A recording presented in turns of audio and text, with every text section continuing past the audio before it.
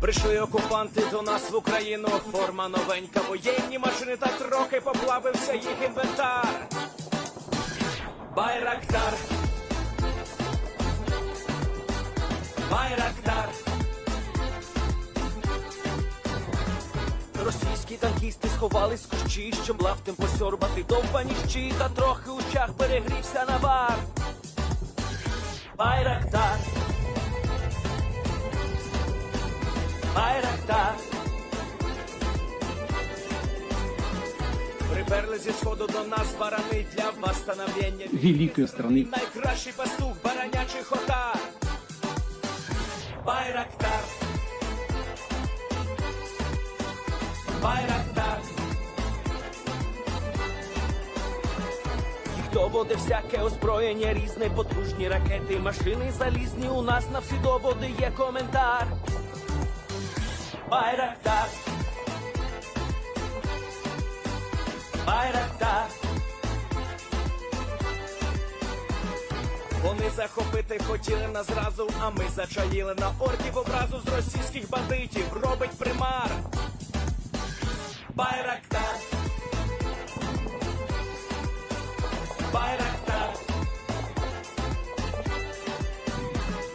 Російська поліція справи заводить, там вбивцю рашистів ніяк не знаходить, хто винен, що в нашому полі глухар. Байрактар, Байрактар. Веде пропаганду кремлівський урод, слова пропаганди ковтає народ, тепер нове слово знає цар. Байрактар. Байрактар. Байрактар. Байрактар. Байрактар.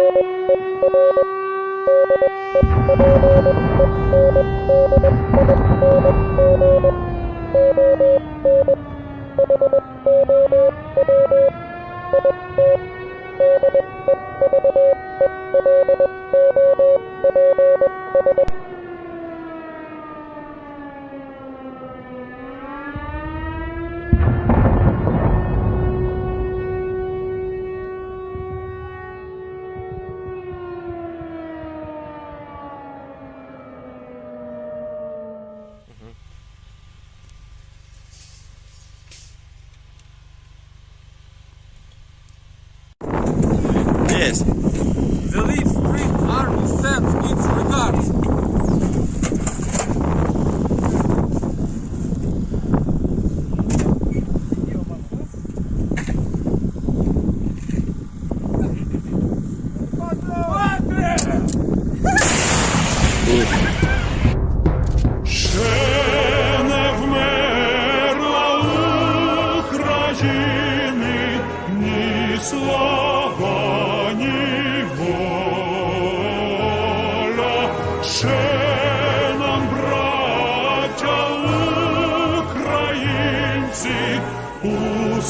Усміхнеться доля, згинуть наші вороженьки, як роса на сонці,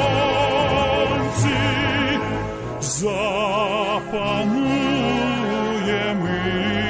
ми, браття, у своїй сторонці. Душу тіло ми положим за нашу свободу і покажем, що ми браття козацького роду. Душу й тіло ми положим за нашу свободу і покажем, що ми браття козацького роду.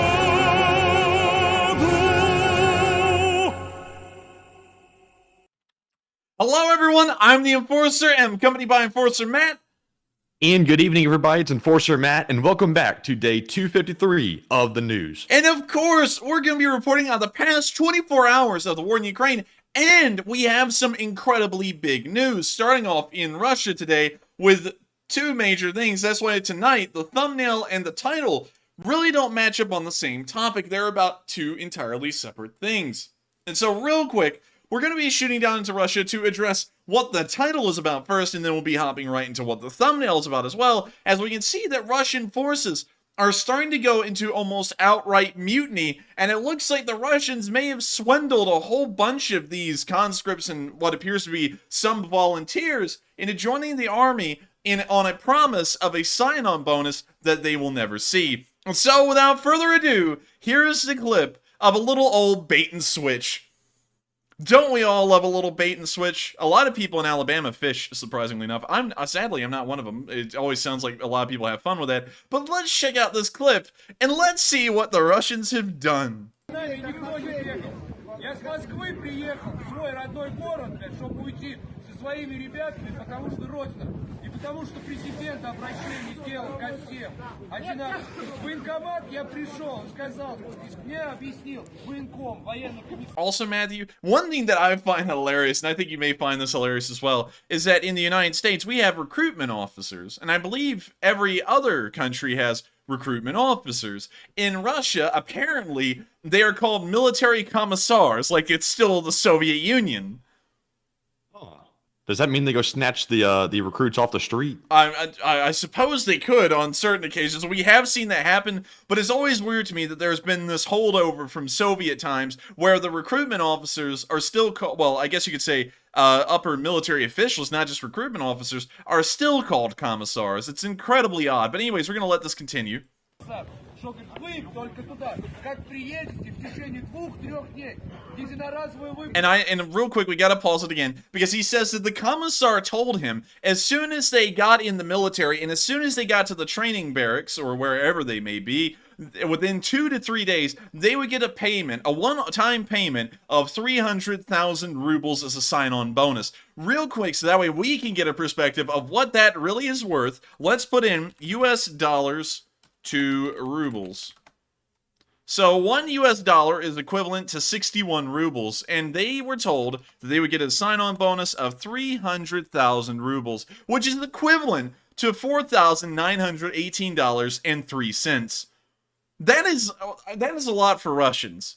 In US sign-on bonuses, I think, Matthew, that a US sign-on bonus, whether you see it or not, is also a question over here, because I have a friend who never got his, but still at the same time, they offer like $15,000 and $20,000 sign-on bonuses in the US Army for particular jobs that they're looking for. That might be just for bomb disposal, I think, at one point, but that's a pretty high bonus. It is a pretty high bonus. I think usually the usual sign-on bonus, if there is one, is somewhere around $10,000, but it's kind of a little bit of a thing over here too, because I've had a couple of friends that did go and join the military, and they told me, the sign-on bonus just kind of starts to disappear. So it's kind of the same thing. But when you promise this to a whole load of Russians, and it's not just a one-off thing here and there, you can start to see that it gets a little tense out here, and this man is quite angry. In fact, it sounds like he's mouthing off to the officers of his unit right here about it. А дальше уже будет. Давайте искать, кто нас обманул. Подождите, по поводу 300 тысяч. В Госдуму был внесен депутатами Коммунистической партии Российской Федерации законопроект. Он прошел только одно чтение. И все. Oh my god! This woman just admitted to a bait and switch. She was like, the Communist Party came up with that idea, and they brought it to the State Duma, and then it was shot down immediately without a second read-through. So pretty much what they did, and I'm sure this is a lot of political maneuvering to get this message across and make it seem real to the public, but at the same time not have to follow through on it, is that the Communist Party, and there still is a Communist Party in Russia, they hold like 14% of the Duma, they came up with a bill that said that they would give a 300,000 ruble sign-on bonus to anyone who joined the Russian army. That then got put into the Duma read, and then it died immediately. So the news went out to everyone in Russia that if you joined the Russian military, there would be a 300,000 ruble sign-on bonus. But it doesn't exist, and the Russian government apparently never told anyone that because it's to their advantage for them to believe that. Not only that, we have seen videos and pictures before of propaganda posters and recruitment ads in kindergartens and schools and such places where parents are dropping off their kids and going other places that said clear as crystal that if you joined the Russian armed forces, you were getting that sign-on bonus. They have pulled a complete bait and switch on these guys, and they are pissed beyond belief.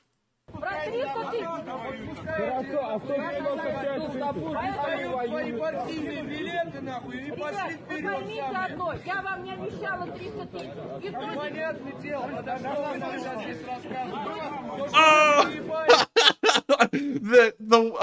One of the officers in charge, I'm assuming these are officers, said, listen guys, listen, don't take it out on me, I didn't promise you the 300,000, and then he's like, well that's obvious, you just don't even care that we've been effed over.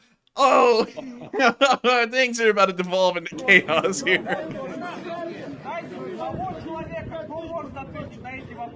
Почему вас прислали сюда сейчас? He was offended at that. They were like, why did they send the poor person here? And they're like, I'm not poor. I got the 300,000 ruble sign-on bonus. You suckers didn't. Почему вас прислали сюда сейчас? Национальную выплату пускай приезжает представитель дома, встает здесь и отвечает. Uh-oh. That looks like a little bit of a mutiny. Fellas, this is not right. The motherland is not proud of you guys. Oh my god.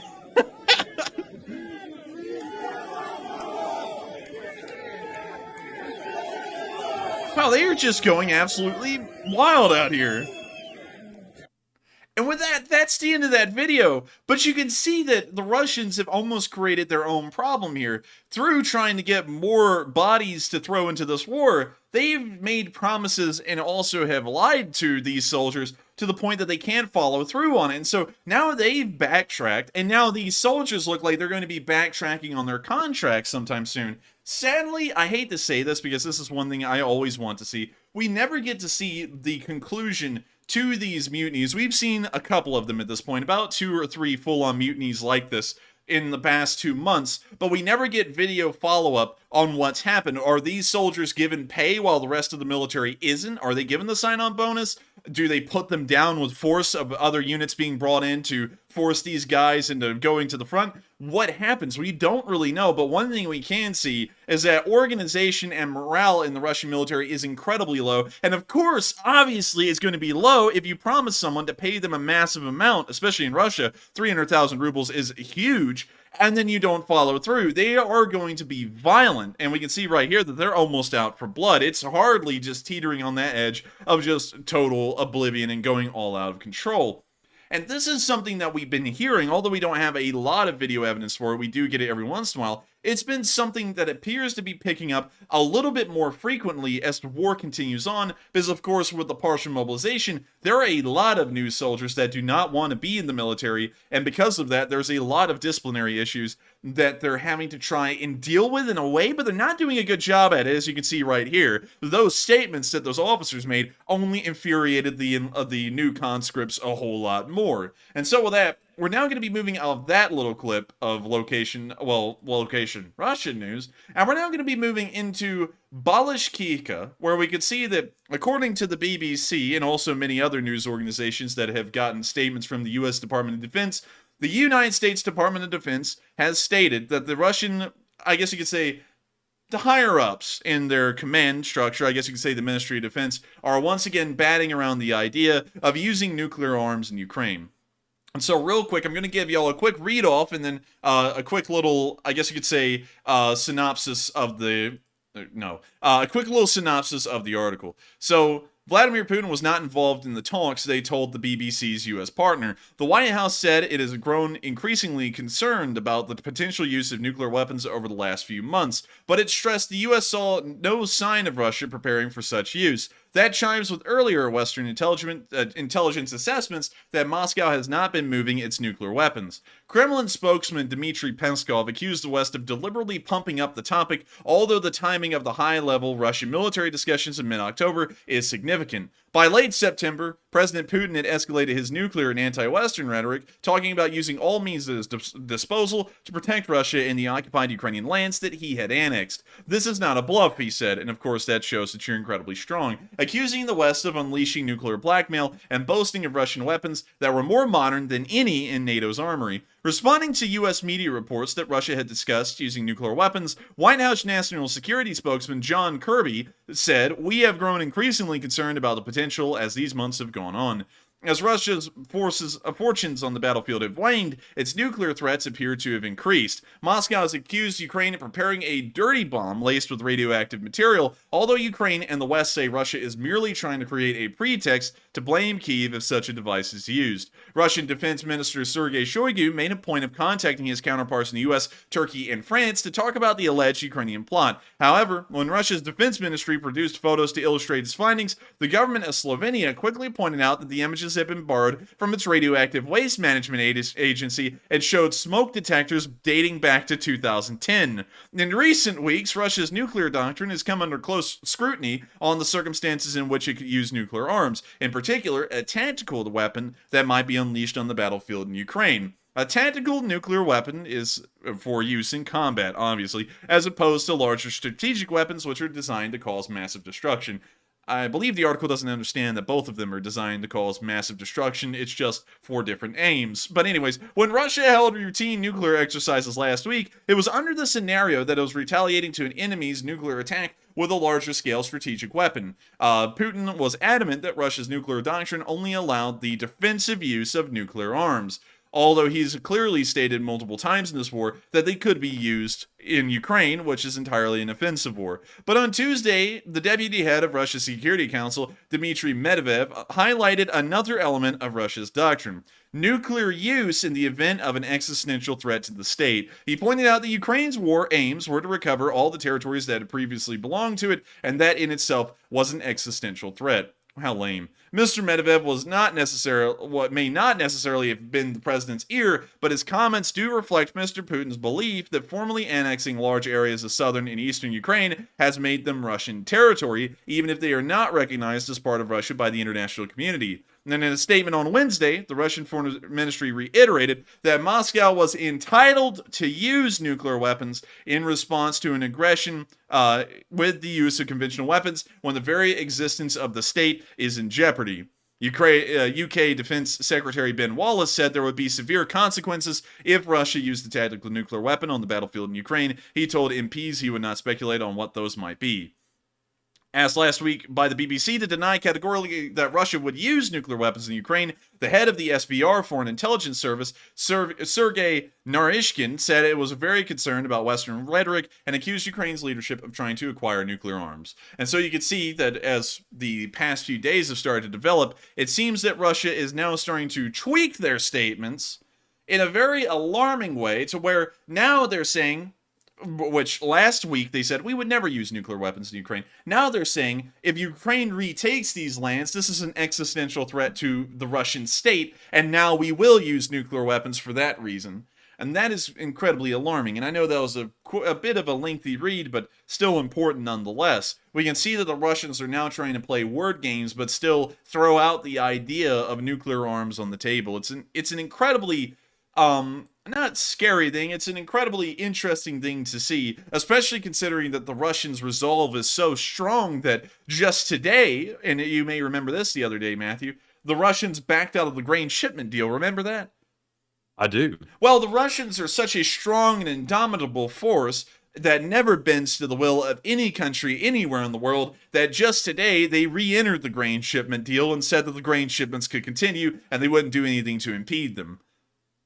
So, I don't really think that Russia's resolve is quite strong. Just based off of that single example, it looks like they're quite weak, and all of it's a lot of bark and not a lot of bite, but it's still concerning to see that they're always trying to flaunt, or at least give the glimmer of a nuclear weapon being used in Ukraine, which always puts the stakes up a decent bit higher for everyone involved. And so with that, moving on from some very concerning yet pretty lengthy read of news, we're now going to be moving on to something we have not seen in a while. The Russian spin doctors are back at it again, and this time they're coming up with a whole bunch of weird and crazy things to say about Ukraine because they've really run out of stuff that even seems to have a semblance of logic to it. And so with that, here's this video, and this is just a disclaimer that the translation may be a little off, but every translation is not accurate. Модно, противоестественное, в конце концов, губительное для человечества извращение. Oh crap, they all can't see it. One second, I'm gonna have to mute this and go and read it. So sorry about that, everyone. So here we go. The fashion for everything that is perverse and harmful to humanity is imparted to Americans starting in their childhood. Western elites proclaim that to be the correct way of development. That's why they're so enraged by Russia, with our traditional values being multi-confessional. What the hell does that mean? And our cultural diversity. Wait a minute, hang on. Oh, yeah. Hang on. I thought that this entire war, Russia was like, oh, we're only for true Russian people, the Slavic Russian people, and we're going to unite all of them under one flag. And now this guy's going to talk about Americans don't have multiculturalism like we do. Where in the world did that come from? That's brand new. And so anyways, we're going to continue on. U.S. government officials are officially calling this an anti-democratic ideology. And it is. Foaming at the mouth. They're trying to prove to defeat or ideally to destroy our country. If you think only my colleagues say that Dmitry Kisilov, Evgeny Popov, Olga Skavevi, or colleagues from other channels, Tucker Carlson is the one who called attention to it. Oh boy. Oh my God. No. Oh, this week. Oh no. Oh boy. So hang on, everyone, real quick. I gotta say this. If you watch, I don't care what channel you watch. I'm not a big fan of mainstream media, so just keep that in mind. But we are showing what's being shown on Russian propaganda. So in that reason, this is being shown. So this week, Congressman let's see. Russia is an Orthodox Christian country with traditional social values. And for that reason, it must be destroyed, no matter what the cost to us. This is not a conventional war, this is a jihad. Jamie Rashkin said that out loud, but many in Washington agree with him. This is who we're dealing with. Now, one thing that's interesting to me, and I gotta say this about news clips like this, it's always interesting to me, on a lot of channels this happens on mainstream media, that a news reporter will say, this guy said it aloud to thousands. How come we can never see the video footage of anyone saying these statements? We always just hear someone else saying it. I'm sure there's video, if this is true, of the guy saying it. Why not show it? I feel like that would make a pretty strong case. That's how our channel works here. But anyways, we're going to be moving on. Of course, we're not into politics here. We're not going to be talking about that specific reporter. But it is interesting to see that this specific clip, once again, and this has been kind of a little bit of a reoccurring theme from this specific, I guess you could say, anchor and the specific segment, is once again being pulled onto a Russian propaganda channel to be used for their benefit. It's not the first time this has happened. This is about the 9th time. But many in Washington agree with him. This is who we're dealing with. About what Tucker Carlson said about Jamie Raskin, Carlson says that Raskin insists that Russia must be destroyed because it is an Orthodox Christian country with traditional values. That's not really what Raskin said. It's true that not quite what he said, but this is an interpretation of Tucker Carlson. Carlson extracted this quintessence because he feels that to be the real essence of the confrontation with Russia, we're not the ones who told him. We're not the ones who wrote this for him. He feels that this is an idea swirling in these circles. Liberal fascism is advancing over there, of course. It's popping up in many places. What in the world is this even? Like, this isn't even about the war anymore.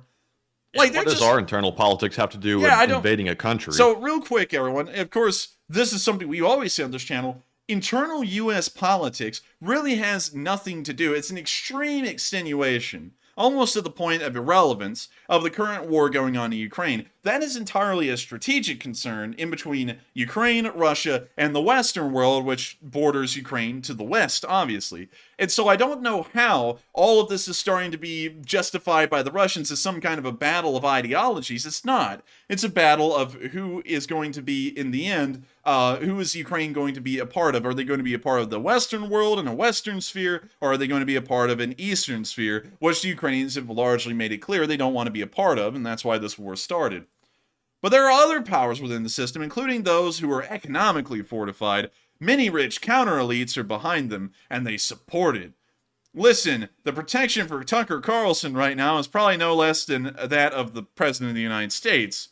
Otherwise, he would have been whacked long ago. What? Wait a minute, this guy doesn't even understand America. What in the... Okay, anyways, we're gonna move on from that. Y'all, if y'all are from America, y'all know that that statement makes no sense. So we're gonna keep going. There's already been 8 attempts made, but this man fears nothing and has become the most popular host in the United States. More people in the U.S. go to church than in our country. We don't have enough children and enough people. I don't even understand, like, this whole entire thing, I really feel dumb reading this because it doesn't even, none of what they're saying makes any sense. It's just like a whole bunch of random sentences that have been put together for no end. Why can't we bluntly say, no, you can't do that?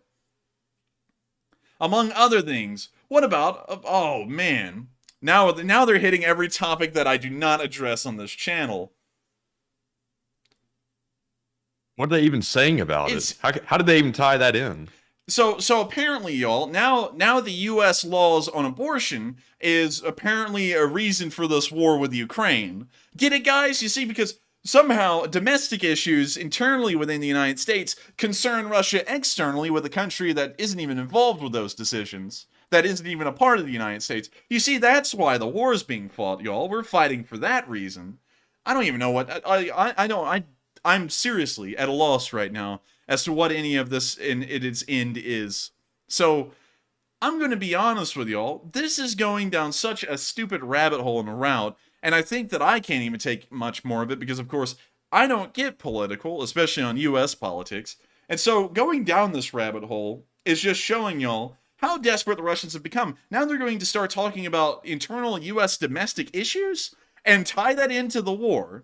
And it doesn't even make any sense at all, and I'm sure a lot of y'all can see that as well. And so with that, we're going to be moving on from this man who's completely lost his mind, or he's being paid to say this, because I could be honest with you, I couldn't even be paid to say stuff that stupid. Honestly, I don't get paid to say the stuff I say right now. But with that, we're now going to be moving on into the next clip of news, which is going to be away from the Russian propagandists and all whatever the hell they're thinking. And we're now going to be moving down towards the direction of Voronezh, where we can see that the Russians are coalescing a new kind of tactic that they're starting to film to show themselves later on for training.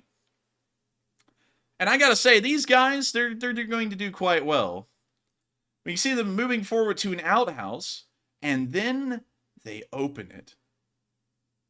I like this strategy, Matthew. Open up the door and start tripping backwards. It seems like a great idea, because if there's a guy at the other side of that door, you open up the door, and he's gone, and this guy is too. Oh, man. Oh, Lord, this is horrendous. These guys aren't even Kadyrov's men. And they're starting to pick up on the stupidity of them as well. It's not looking good, y'all. It's getting worse by the day, and also gotta respect the Chernobyl drip here with the Afghan war era side pouch that this man has on his uniform, and also the dagger that this guy is carrying, because I think the both of them combined, it could probably make an entire World War II webbing gear that a Russian soldier would have used then. Also, still gotta respect that even while they're trying to look like some kind of advanced force, they're using some kind of a shed in their backyard, and the wall is clearly leaning outwards. Like, it's leaning at an angle. Oh, yeah, it Yeah, sure is. I don't even know how is. it's doing that. It's like the windows sideways, too. Like if you look, look, the door is even shoving into the ground. It's at that much of an angle. Like, it's pretty rough. I don't even know how in the world someone's living in that and they haven't condemned it yet, but, you know, then again, it's Russia. And so with that, that's the end of that video, but I gotta say, while the Russians are just going absolutely bat crap insane on the propaganda side of things, and now they're just saying stuff that doesn't even tie in, it looks like the Russians on the ground are finally getting a little bit of common sense, and they've decided that Kadyrov's tactics are the best tactics to ending this war as soon as possible. It's not going to end in Russia's favor, but it will end sooner. Now, I think when you open the door to clear a building, aren't you supposed to open it, throw in like a flashbang or something, and then clear the building? I think what the usual strategy is that you stack up on the side of the wall instead of standing in front of the door. And then I guess, and of course, this is based off of my layman's knowledge of building clearing. So if I'm wrong, just politely let me know in the live chat. But you would have a point man. In the U.S., I believe they're usually just equipped with an M4. Sometimes, in special instances, they are issued with shotguns. The U.S. is the only military in the world that does that. They then breach the door, and then they go in pretty much, I guess you could say, in a single file line, and then start to fan out once they get in a room. That is as best I know how it works. And once again, everyone please, because I know that some of y'all probably do have room clearing experience, take that with a grain of salt. I don't know a lot about room clearing, but that is about my understanding of how it works. So let me know if I'm correct or not. If I'm not, please just let us know and tell us how it really works, and then we'll go back and change that. But this is not the smart way to clear a room, because if both of them open up that door like that, one guy could take both of them out quite easily. If he just sprayed, it would probably get both of them. And so with that, we're now going to be moving on from this clip, and we're going to be moving out of Russia altogether, because Russia, if y'all can't tell, is a scary place. Not because they have scary people, or they're mean, or they're really brave and powerful or anything. They're just scary because of the stupidity that just runs rampant there. And you can see that on your normal traffic, I guess you could say, what is it, Matthew? Dash cam footage on YouTube. Yes. Yeah, you can find that Russia's a pretty crazy and scary place from that alone. And so with that, we're now going to be moving out of Russia, and from all of this scary crap that we just saw that was... and we're now going to be moving down into the location unknowns and checking out this clip of a Ukrainian OSA hitting a Russian air target. But before we do, I've seen a really interesting poll thrown up by Matthew about the fluffery of the Russians and their nuclear talk, and a load of y'all, almost 2,000 of y'all, have voted on that poll. So I want to see what y'all think. So with that, what do we got on that poll, Matthew? All right, so the question was, do you think Russia is once again engaging in fluffery with the nuclear talk? I thought that was a pretty good adjective to describe the statements. But anyways, there's 71% that think, yes, they are bluffing again. 24% said they might be getting serious. And 5% said, no, they're serious this time. Now, the mere fact that we're having to determine whether or not they're serious about it tells you everything you need to know. I think they're bluffing very clearly again. Yeah, back maybe a few weeks back, I would have said that maybe they're actually going to maybe use a nuke, but I've changed my mind completely on that. They're definitely just fluffing the talk. But Enforcer, what do you think? I would have to say, also, that's one thing that Matthew has been adamant on the entire war. He's now changing his mind, because one thing you can flipped, really like hardcore flipped. One thing you can see is there's two things that are a constant that will never happen: the use of nuclear weapons by Russia and Belarus joining the war. Those are two things that get hyped up almost on a monthly cycle, and then they die down. And the Russians, unlike the Belarusian one, which is really, I guess you could say, a product of, I guess you could say, Western news, because, the news wants to keep people watching, keep people listening, and that's something that will always freak people out, is the idea of another country joining in, even if they're more inept and incompetent than the original nation that's currently fighting. And then the Russians go through almost a monthly cycle of hyping up the idea of using nuclear weapons. I don't think at all that the Russians will use nuclear weapons. It's entirely a bluff, and they're hoping, and I think that they're understanding that their grip on this kind of psyche in the West is starting to fade with each time they bring it up. they're hoping that people will be scared of the use of nukes and that they will back down, but they've done this so many times, and they've said it so many times, that it doesn't carry any weight anymore. It's like, oh, you're threatening to use nukes again? Okay, that's nice. You know, go ahead and get yourself a carrot or a little caramel apple or something and go sit over in the corner. Because they've done it so much, it doesn't mean anything. So I would have to agree, of course, with almost like probably the 1,500 of y'all that voted for that answer. I would also have to agree with y'all that it's entirely a bluff again. And so with that, we're going to be moving on to the next poll because Matthew's actually thrown up a couple of pretty good ones. All right, so up next, the second one said, do you think the Russian soldiers will ever see their quote-unquote bonus? It looks like 5% said yes, they will enjoy it in full. 23% said likely not, and 72% said no, they will never see it. Now, to me, I don't think they'll ever see it. If the money does actually get sent down to the unit, the officers and commanders will definitely steal it, but that's my take. But Enforcer, what do you think? I would have to agree with you entirely. That's probably the best way to say it. If they do get that bonus, it may be given out. Maybe. I mean, it's not going to be a standard thing. It's not going to be given out to everyone. But if they mutiny enough, I'm sure that the Russian government will be like, oh crap, this could go out of control. Let's just give them the money and just get them to the front line and get them killed off real quick.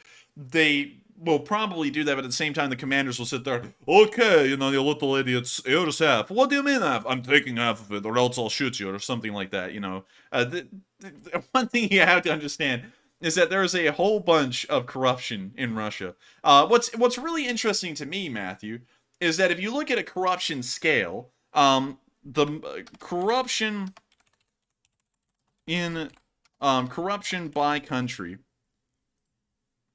Let's look at the 2021 Corruption Perceptions Index from transparency.org. Deny.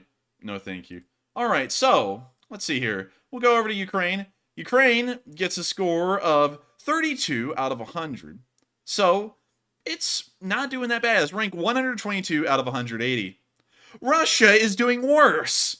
It's very interesting to see that the Russians talk about, we are going to root out corruption. Ukraine is one of the most corrupt countries in the world.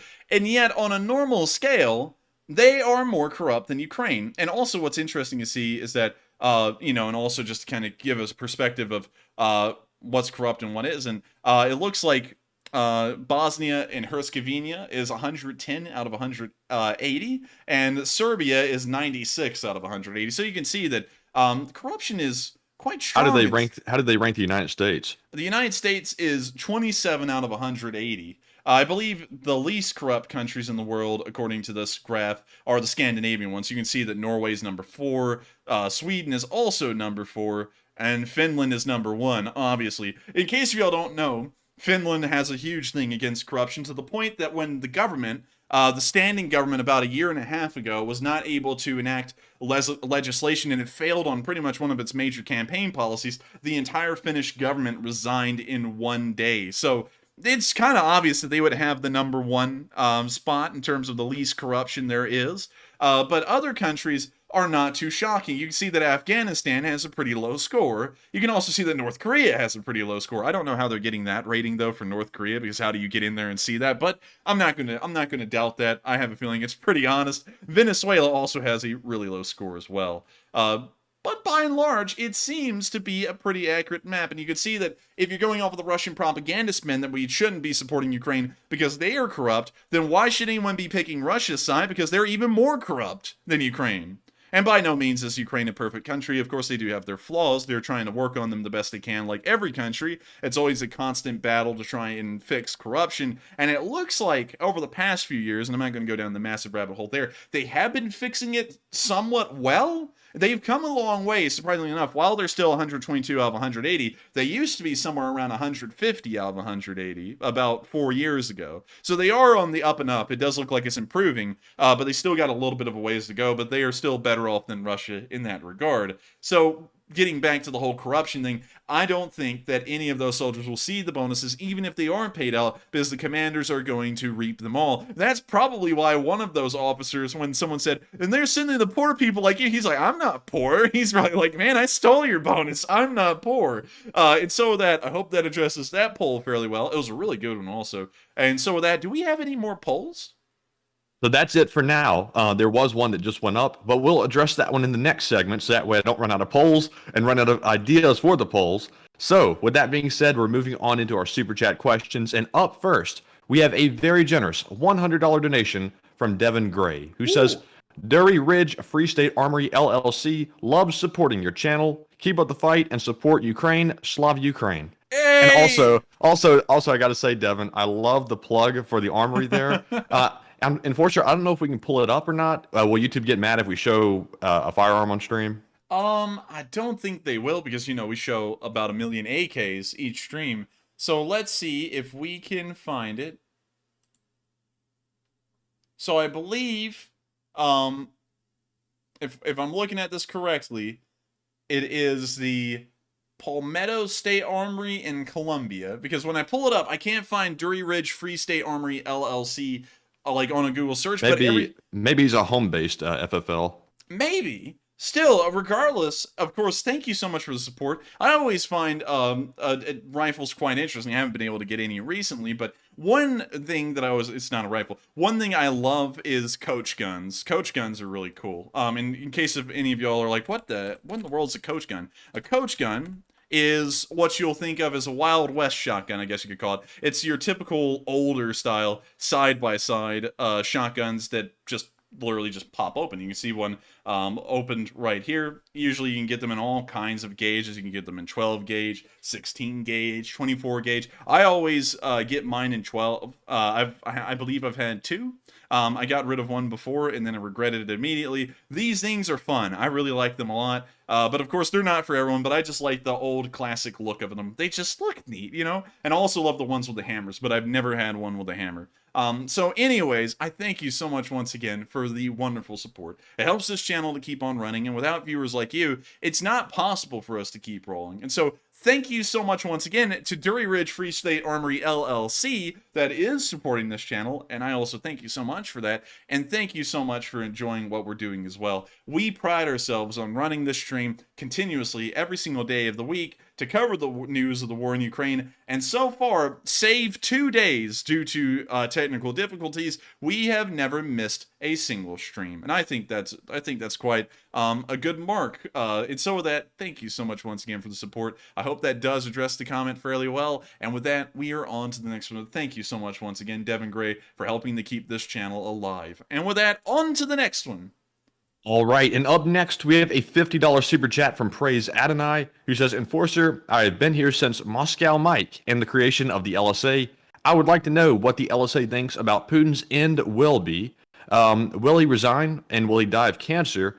Will he be replaced in a coup, etc.? What say you? Great job, guys, and yeah! And thank you so much for the support, Praise Adonai, and thank you so much for being here forever. I do know that you have been here for an incredibly long time. Your name has been a common sight in the live chat and everywhere that the Lee Spring Army's been, and I thank you so much for the support and helping this channel to keep on running. And so to answer that, that's a really good poll, by the way, Matthew. We might want to run that one later, so that way we can have the entire LSA put in their opinion as well on this. But out of all of the options that I see happening for Putin, him getting killed is honestly one of the least likely, in my opinion, right now. Russia does have a law against, I guess you could say, against executions now. It's now not a possible punishment for someone to get the death penalty. Of course, in emergency circumstances, I'm sure that the law will be overlooked, or they'll turn a blind eye as those things do happen, or, you know, they might just get them through poisoning or something like Putin's done to many other people. But at the same time, I see a couple of things happening at this point. One, Putin could probably flee. There's not a lot of places that would take him, but Iran might be one of them, and North Korea might be another. Would Putin really want to end up in North Korea, though? Probably not. I don't think anyone really wants to end up living in North Korea. That's like the worst place to live in the whole world. Iran, however, that's an option. I don't think it would last long, honestly. I think that someone would go down there and assassinate him if he did end up fleeing to Iran. But on the other options, to speak of the other options, instead of just talking about him possibly getting killed or running away, he could also, and this is of course one that I don't even like to think about, he could end up surviving this war and his government could survive as well. They could find a way to try and bolster the Russian, I guess you could say, nation, or at least the police state, to crack down on the populace as much as they can to make sure that there is no chance for uprisings, we could start to see kind of like a return to a Stalinist era kind of Russia, where people can't really voice their opinions at all, even inside their own homes, without the fear of being sent off into some kind of a quiet place in the middle of Siberia. And so, with that, I would have to say that it's really hard, and of course, I hate to say this phrase at night because it sounds like I'm copping out of giving an answer, and I kind of am in a way, but I'll still try and answer it the best I can. It's really hard to crystal ball this kind of stuff because it really depends on a whole bunch of things, and sometimes things can go 180 at a single instant. Like, for example, in the English Civil War, to give a little historical instance of an instant reversal, it was planned that King Charles I would not be executed. He would just be put in prison, or he would maybe even return to the throne with a lot lessened, I guess you could say, powers, royal powers. And when Cromwell was returning back to his, I guess you could say, camp for the night, he found out that the king had pretty much lied to him entirely and was planning some kind of a plot to, I guess you could say, really continue on the Civil War in a way and see if he could regain power entirely and then overthrow the parliamentarians. And so at that point, a complete 180 was made, and they say, no, he's not going to become the king again. We're going to have him executed. And they pretty much killed him within weeks. So sometimes things like that can happen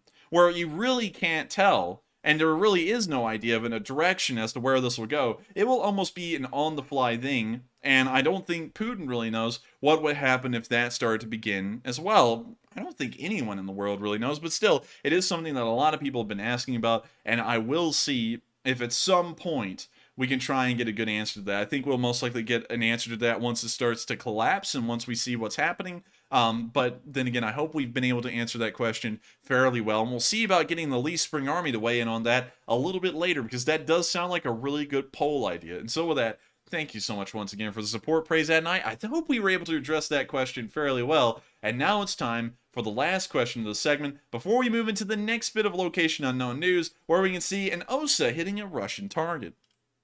All right, and the final one of this segment goes to Stephen Mintier, a longtime channel viewer who puts in a $50 donation. And Stephen didn't leave a comment, but thank you very much, as always, for that support. Stephen has been around, I think, since almost the beginning. Stephen has been here forever, but it's good to see you once again, and thank you very much. And Enforcer, would you like to add a few words? Of course. I don't even know why we asked that question anymore, because you and me both know I will. So with that, I thank you so much for the support, Stephen. Of course, you have been around forever. As far back as I can remember, your name has been around and supporting us, helping this channel to keep on running, and throwing in some interesting comments in the live chat as well. And so I gotta thank you so much for the support. You didn't throw in a comment, though the support does help us to keep this thing rolling, so that way we can keep covering this news, and of course, keep doing what this channel has been doing since the first day of the war. And so with that, I thank you so much once again, Stephen, for the support. And also, he threw it in euros, so we know he's from a European country, but we don't know which one, which really pains my soul, because I really like to know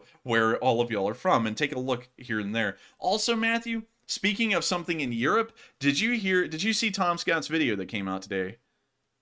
Was that the one that said he might be done or something? Yeah, he's finally, for the first time ever. If y'all haven't watched Tom Scott, and I feel like plugging him because he's like a channel with 5.5 million subs, you know, so he's quite big, and he's gotten into an incredibly large sized channel because he does incredibly interesting videos. He's said that he'll be rounding out 10 years of uploading continuously on his main channel, and then after that, it'll be going to an irregular schedule. Tom Scott has put out some really interesting videos, not always related on the war in Ukraine, but, well, not really related most at all to the war in Ukraine. Usually it's just random things like you can see down here, but they are incredibly interesting videos, and if you wanted to learn any additional information that just was cool to know, it's a trivial fact, he's the guy to go to. For every single week, for, I believe, if I remember correctly, 9 years straight, he's uploaded a video. And now he's saying that at the end of January next year, he will no longer be uploading on a regular weekly schedule. It's really crazy. And of course, if you are from the United Kingdom, I'm sure you know him as well. He's a pretty big guy all over the place on YouTube.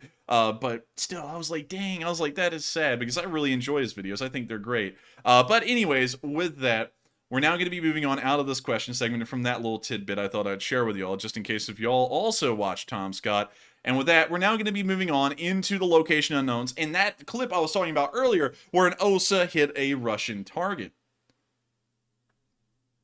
When you see the OSA right here, and Matthew, you may notice a very distinct feature in this video that it shares with our intro. Take cover! The missile's on its way. When you see it swishing around in the skies, it makes its way out there. And boom shakalaka, it took it down.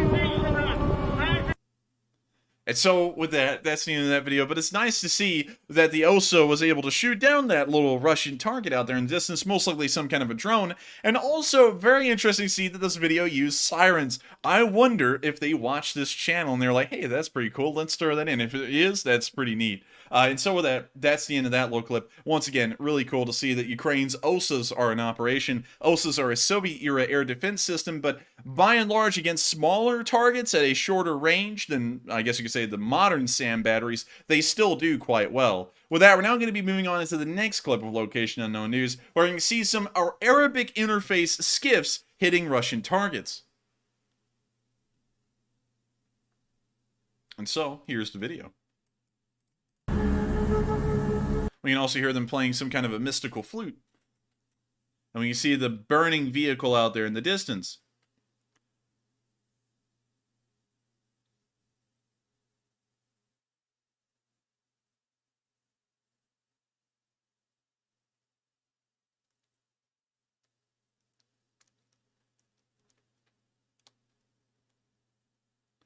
See, it's still looking out in the distance, and everything appears to be burning quite well. We can now see a BTR moving, and it's now been hit by the skiff as well.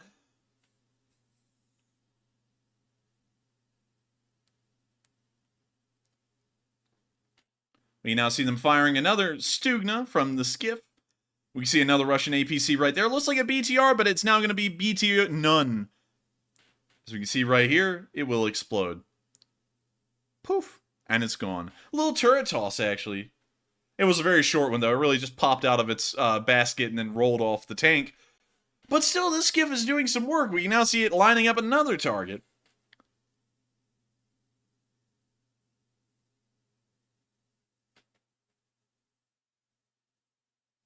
We now see the Stugna missile on its way. We can see a Russian walking up to the APC right at the wrong time. And the APC was taken out, and also it looks like a fly was trying to share on the action by getting on the screen.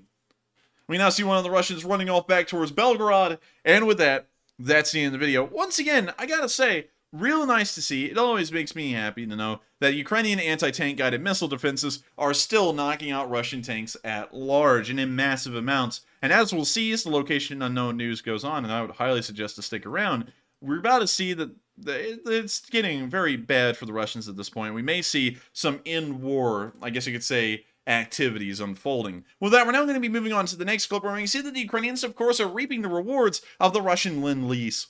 I gotta say, if any country has been helping out Ukraine the most with helping to keep the war going against Russia, it's been Russia. And I gotta thank Russia for helping helping Ukraine to defeat the war against Russia, because they're doing quite a good job. Look, they've gotten another command BTR from the Russians. Quite a nice little find. Also, the music is pretty nice, but I can't play it at all.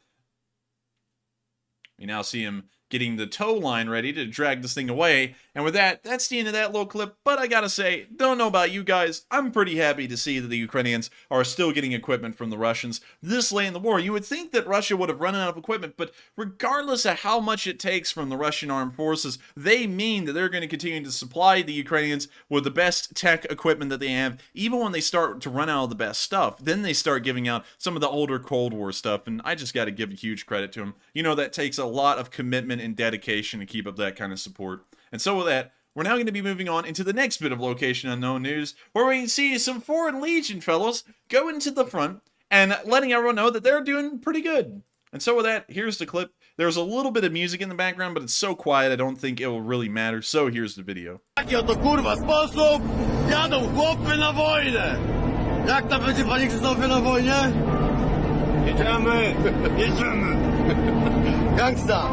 Say something.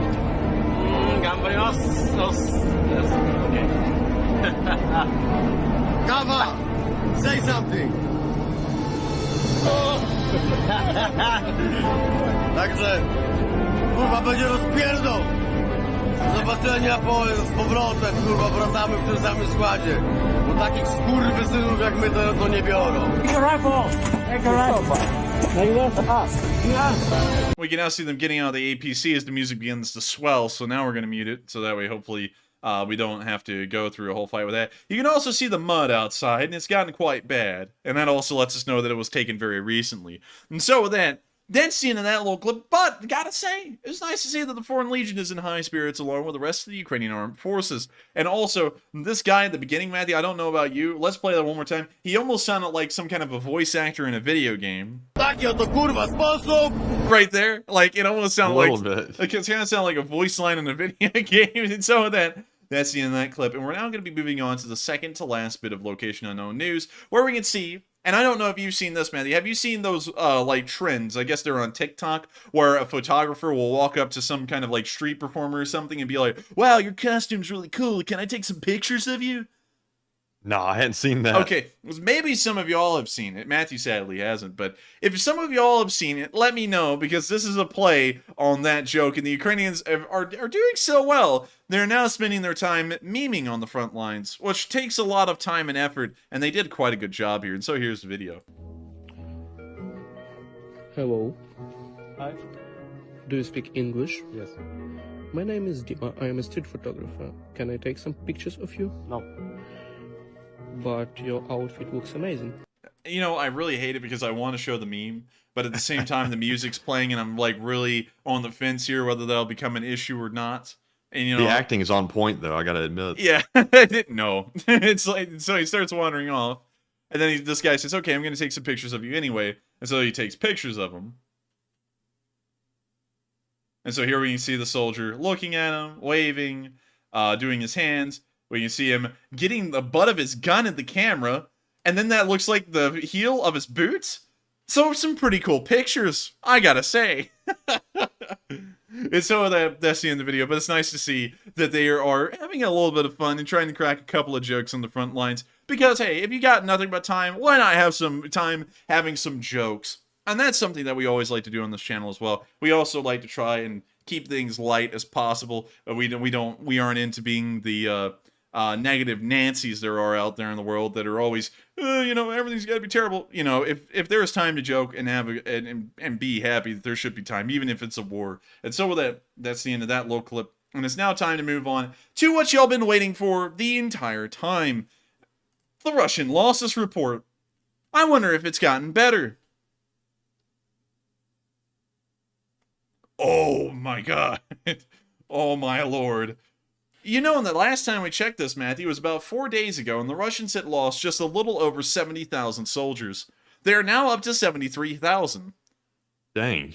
Yeah, that's not really good. It looks like the Russians might be losing a lot of guys. They lost another 800 soldiers today, another 16 tanks, 24 armored personnel carriers, 3 artillery pieces, 4 MLRSs, an anti-aircraft warfare vehicle, a plane, a helicopter, 23 drones, no special equipment vehicles, 10 more supply trucks, and no cruise missiles.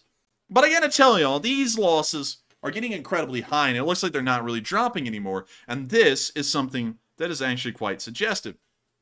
Towards the later end of a war, like for example World War I or World War II, you would see that the casualty rate and the fatality rate would begin to climb drastically out of the norm of what had been for the entirety of the war. If I can try and find some graphs, World War II losses day by day. Let me see. So this just gives us the total graph. It doesn't give us a breakdown of the time frames or anything like that. So let me go back and...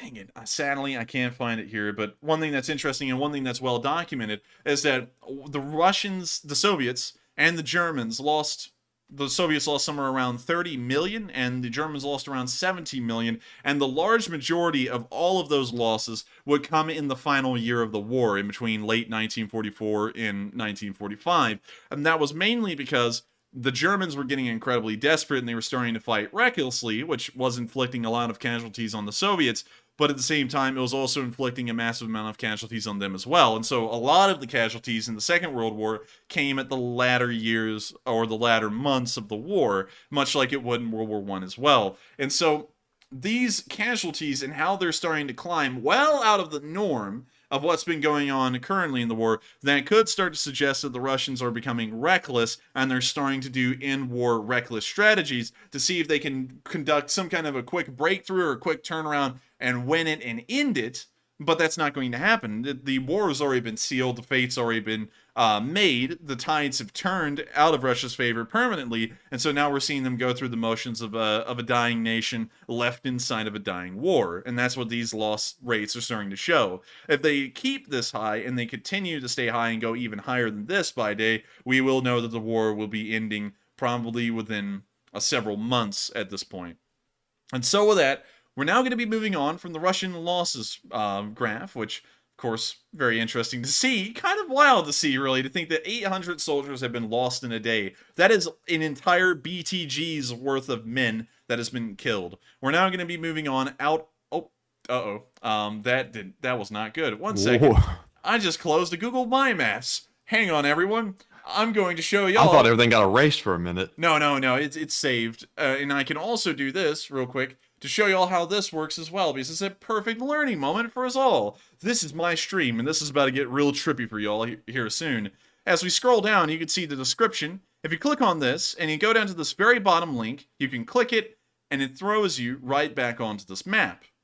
That helps me out a lot. And it also helps y'all out a lot, because if y'all want to see any of these clips and bits of video and picture evidence that we've gotten over the course of the day, y'all can see it right here. You will not be able to find, well, you shouldn't be able to find this map anywhere else on the internet. This is custom made by me each and every day. I find every single bit of news and change every piece of the front line you see on this map, and also keep track of all the retaken ground over the past 2 months entirely by hand. I do this before stream each day, and so...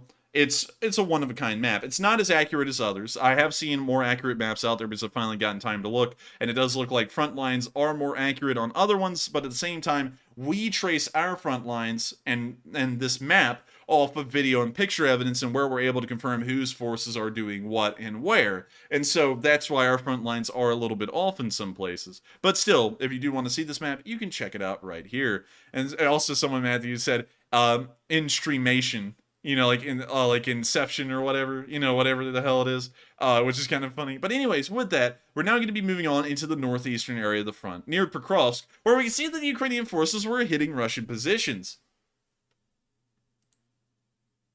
This was actually in February or March. I don't know how I didn't read that the first time, so we're going to skip past that one. You can still watch it today if you want. It is new footage. I've never seen it before, but it's so old that it's not really worth showing. And so we're now going to be moving down to the area of Oleksandrivka, where we saw that the 44th Artillery Brigade was really starting to whip around some Russian units. And so here's the video. We can see them looking down on the tree line. A little explosion occurs, and smoke starts rising out of the trees. Not a good sign. We can now see a mushroom cloud coming out of the tree line, which is really not a good sign.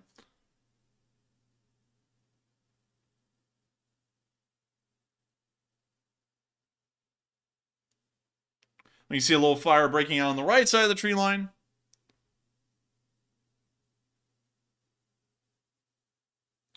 Some more vehicles within the tree line on fire, burning, and falling apart.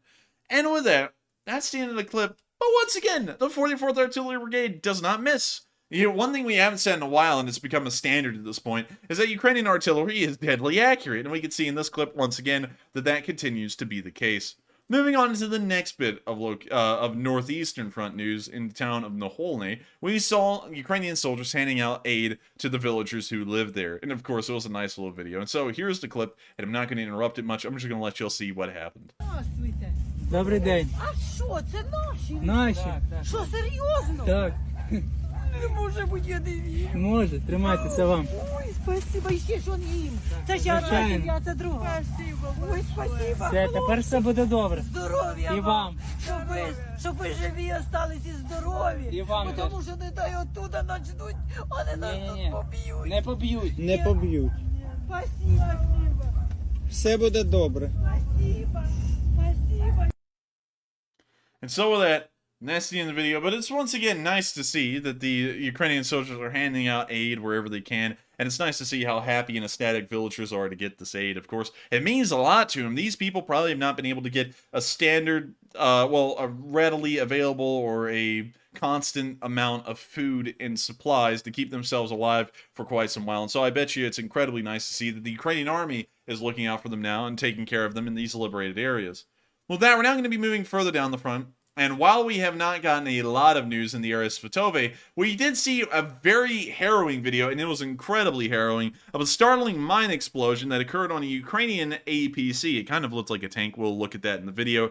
But it was quite crazy. Luckily, no one was hurt. But before we get to that, I've seen that Matthew has rounded out a pretty interesting poll. And so real quick, Matthew, could we cover that one? Because it looks like a lot of people, once again, voted on it. Almost like 2,000.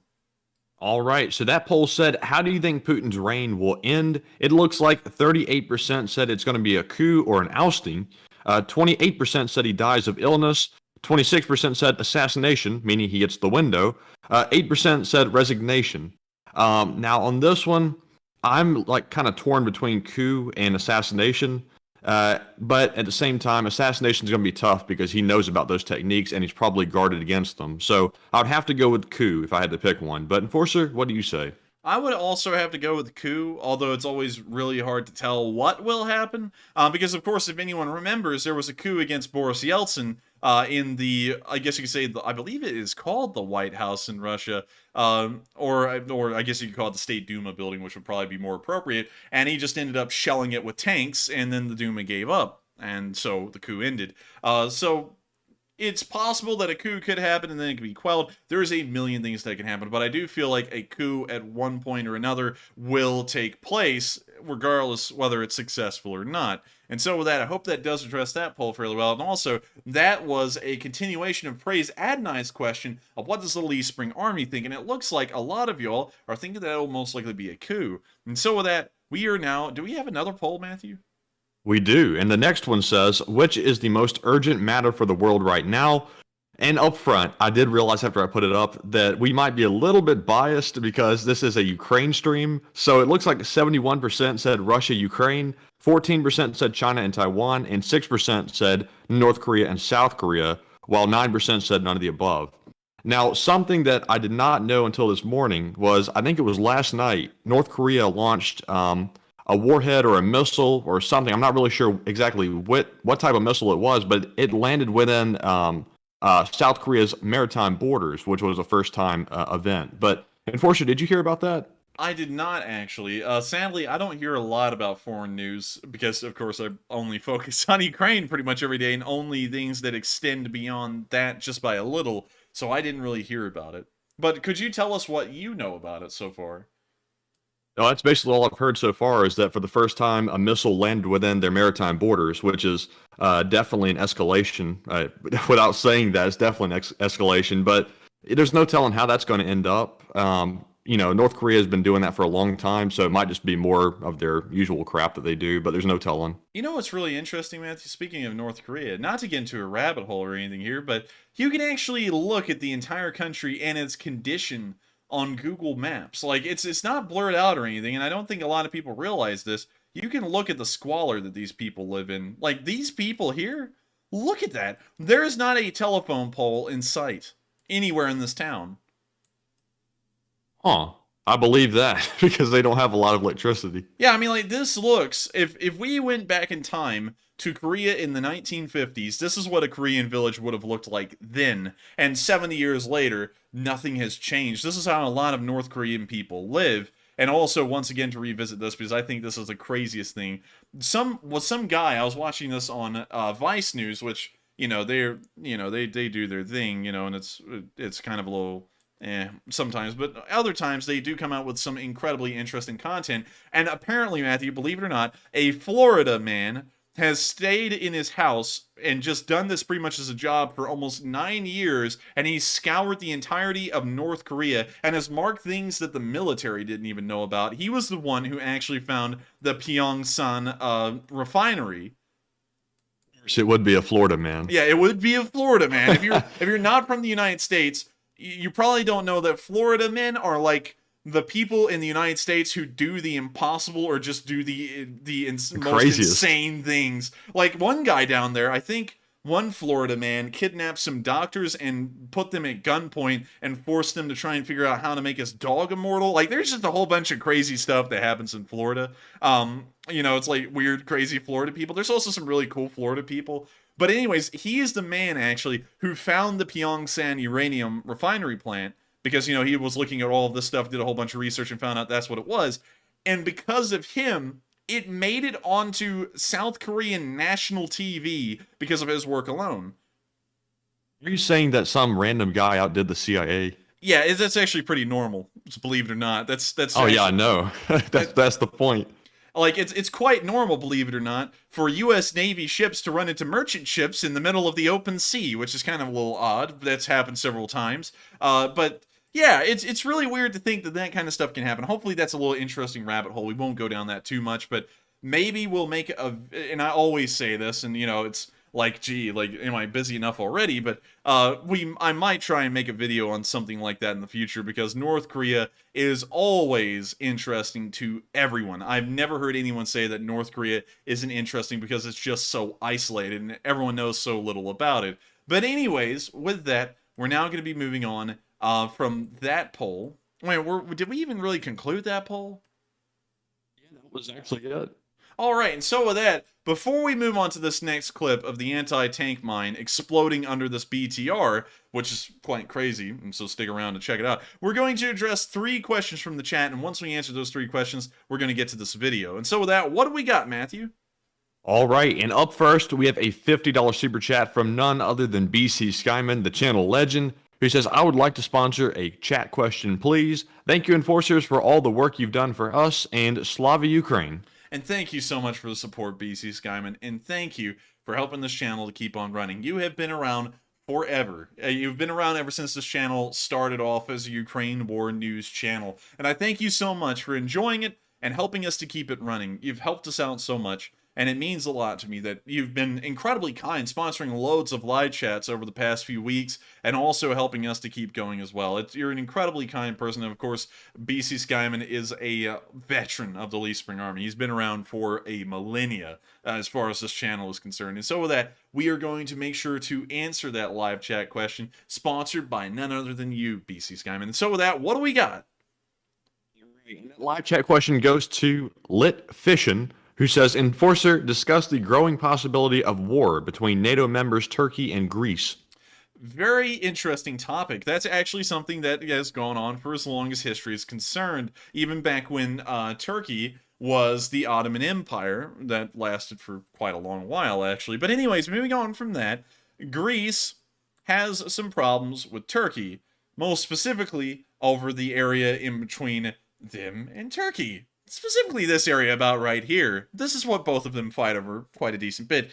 It's always been incredibly tense in between the two. I can't really get into a lot of detail on it because while I do know that the Greeks and the Turks have fought forever against each other, I don't know the exact details of the modern situation, but putting a bit of an old history spin on it to let y'all see that these tensions have been around for quite a while. Greece actually fought for their independence against the Ottomans and ended up winning around the 1830s. And so from then on, they have been an independent country, and they have grown a little bit since then. I believe this northern area past Thessaloniki is quite new, if I remember correctly, but then again, I may be wrong. But with that, I hope that does address the, I guess you could say the question fairly well. I can't really get into it too much, of course, because I don't know everything about it, but I will try and get a little bit more information on it and see about maybe making a video on it, because that does sound like a cool idea. And so with that, we are on to the next one. Thank you so much once again for the question, and thank you so much, BC Skyman, for sponsoring that live chat as well. And so with that, we are on to the next one. All right, and BC isn't done yet. He puts in another $50 donation and says, I spoke to my mechanic today, and his son is working in Poland as a tank mechanic. He has, he said, the U.S. has delivered 250 tanks to Ukraine. He said that there are tanks as far as the eye can see in Poland and Slava Ukraine. And thank you so much once again, BC Skyman. That was incredibly kind of you. A second time, and also Slava Ukraini. And to address that, that is something we have been hearing. We have heard that apparently Western forces are starting to build up in Poland again, on top of the forces that have been there for a while. And so I would not doubt it at all that there are tanks as far as the eye could see in some places in Poland. Of course, probably closer to the border, like near Lublin. Hopefully I'm pronouncing that correctly, Regial, or this town up here, which I will not even try and pronounce because I'm sure I'll get that incredibly wrong. But still, I thank you so much for the support once again, BC Skyman, and that is really cool to hear that you get a lot of firsthand information of your own from family members and friends that you know that are kind of in the area, either in Ukraine or in the surrounding countries,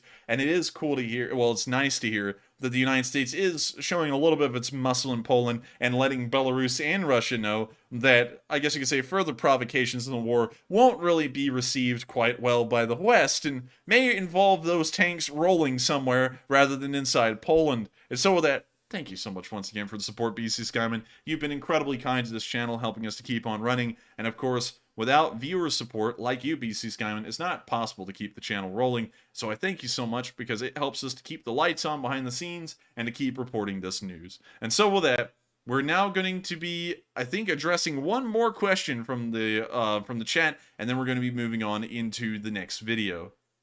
And yes, we do have one more, and this one goes to Susan L., who puts in a $45 donation and says, I still don't understand why my Sunday donations won't go through on here, yet it accepts my super chats. LSA rocks as the Enforcer Brothers. And thank you so much for the support, Susan L. And also, that is something that is quite weird, especially for our Australian viewers, is that YouTube allows y'all to send in super chats, but they do not allow y'all to send in donations to fundraisers. I believe the reason behind that, and I haven't been able to get a clear answer, is that there is probably some kind of a law that prohibits YouTube to allow Australian viewers to support fundraisers. That may be... There is. Okay, so that is the reason why. So they will allow y'all to send in super chats, but they will not allow y'all to send in support to the fundraisers. One thing I have to say, though, because I know that this is about to happen, is if you are an Australian viewer, I highly suggest that you support United 24, which we do have a link in the description to below if you want to help out Ukraine, because if you send in a super chat and then tell us, hey, I want, like it's a $50 super chat, and you're like, hey, I want $50 to go to Ukraine, of course, we're not going to tell you no, but at the same time, YouTube takes 30% of a super chat, and so we could, if like, you know, like 1,000 of those came in, we could end up going bankrupt or broke. So we always have to be careful of that. So if y'all are Australian and y'all want to help out Ukraine through this channel, we do have a link in the description below to United 24, which that support goes directly to the Ukrainian government, and I consider that as about as safe as it can get. And so with that, thank you so much once again for the support. You've been around forever as well and helped to keep this channel running,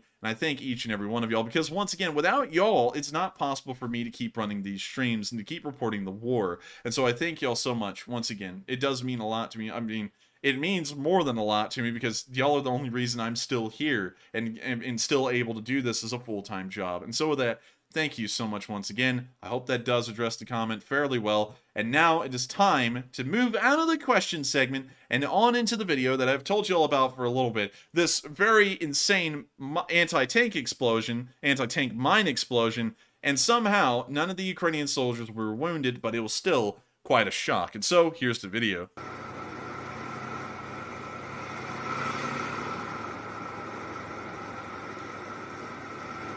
You can see the tank moving down the road at quite a slow speed, and you can see a lot of these Ukrainian soldiers looking around the ground, looking around in front of them.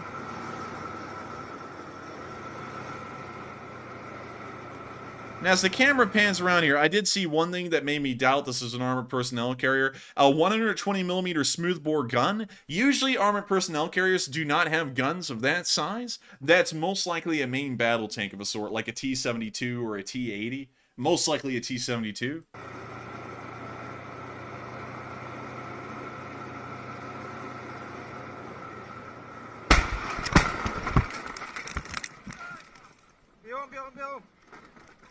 And what's interesting to me, Matthew, is that a bomb just blew up in their face. It shook the whole tank, and then they're just as calm as anything. Like they're just Yes. like, there's just like, oh, okay, everyone get off. Okay, let's see what happened.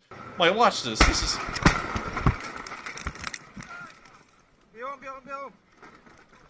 Like, they're just like, oh, They just man. continue like nothing happened. Yeah, like literally, they're just like it's like if they said something, it's like, oh shucks, and they're just getting off the tank. Like, it didn't bother them at all. Now you notice something though about the video, right? And what's that? They rode on top of that vehicle and they didn't get flipped over, so Tony wasn't driving. That is actually quite true. Also, what else is crazy about this is that this is marked 2021. But what's interesting about that is that the date, it appears to match up. Wait a minute, hang on, let me make sure. It looks like it might match up a little bit, but here's what's interesting about this. The Ukrainians did not use armbands until 2022. So I think the date at the bottom of this video may be off, because these armbands are new. The Ukrainians just adopted the yellow armbands about 2 or 3 months ago. And so it had to have been made recently. So that's kind of weird to see that the date's off at the bottom. I guess that means that you can't always trust every single date on a video. It may actually be recent. It may just be that the date that's down at the bottom is wrong for some reason. But still, let's watch that one more time, because their reaction is incredible. To stay that calm in a situation like that, I couldn't stay that calm, considering that a bomb just blew up right in front of me under the tank.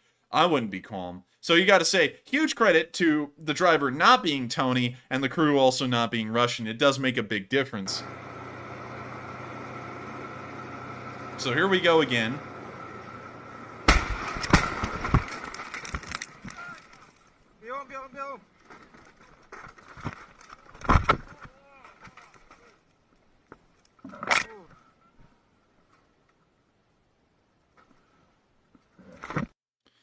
And like, I think I heard somebody moaning and groaning back there, though. Yeah, I mean, they're probably, I don't know. I didn't see anyone get wounded, because we were looking at the guys that would have been wounded the worst at the back of the tank right here.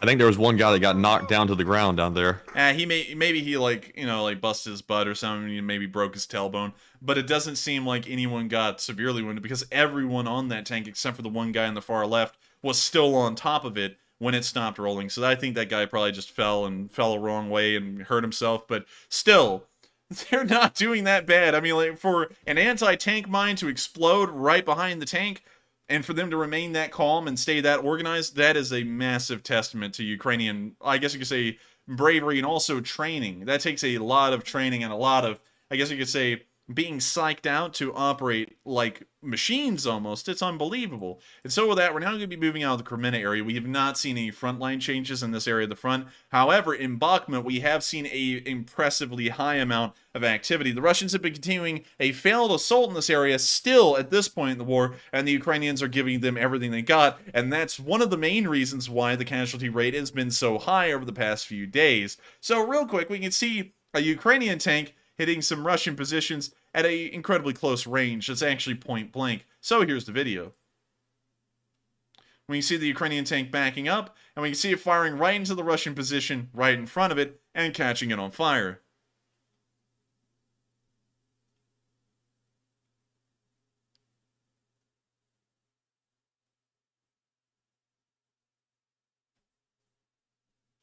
When you see the tank still backing up, the Russian position looks to have been very well charged, or charred, I guess that's much better to say.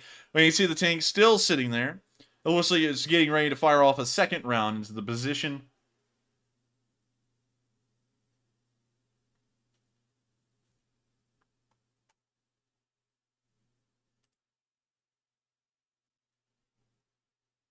Man, and right after we got done talking about the Florida man, Matthew, you had to put a Florida man down, man. Yeah.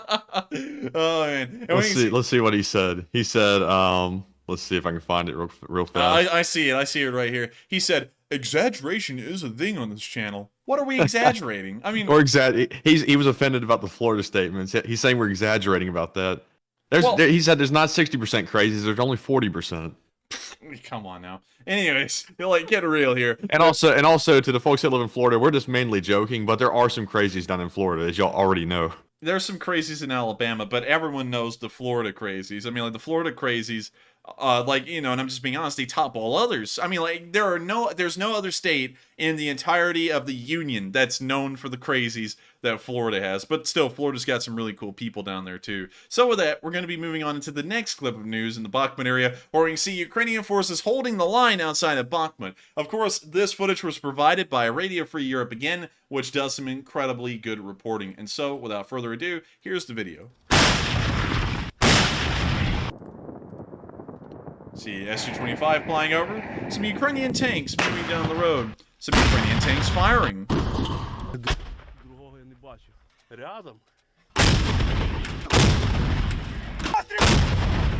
Dang, they have really good audio. It's loud as hell. Yeah!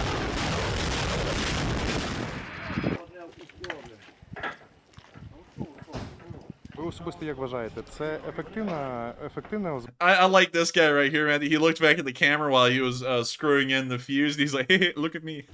This guy right here.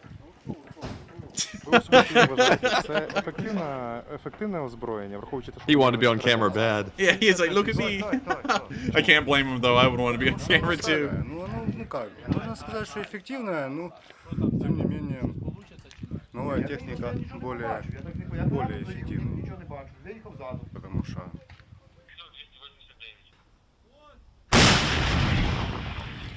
Man, if they show one more of those loud firings. Самохідна артилерійська установка калібром 152 мм. Машина старенька, радянська, але, як кажуть хлопці, задає вогню. This artillery piece is so old, it still has a sickle and hammer on it. Wow. That's old. Ну, і To say the виконує least. свої задачі, попри її вік. Найголовніше її вчасно обслуговувати, ну і аби були снаряди та найважливіше цілі. What's going to happen again here? По піхоті. Скупчення людей 20 чоловік. Ефективно на 100%, так як в нас є спостережник з повітря. І кожен снаряд, як більше до цілі лягає, так ми і працюємо. І кожен снаряд лягає в ціль. Ну, наразі це є старе озброєння радянське 60-х років. Наскільки воно сьогодні боєздатне і чи варто його замінювати?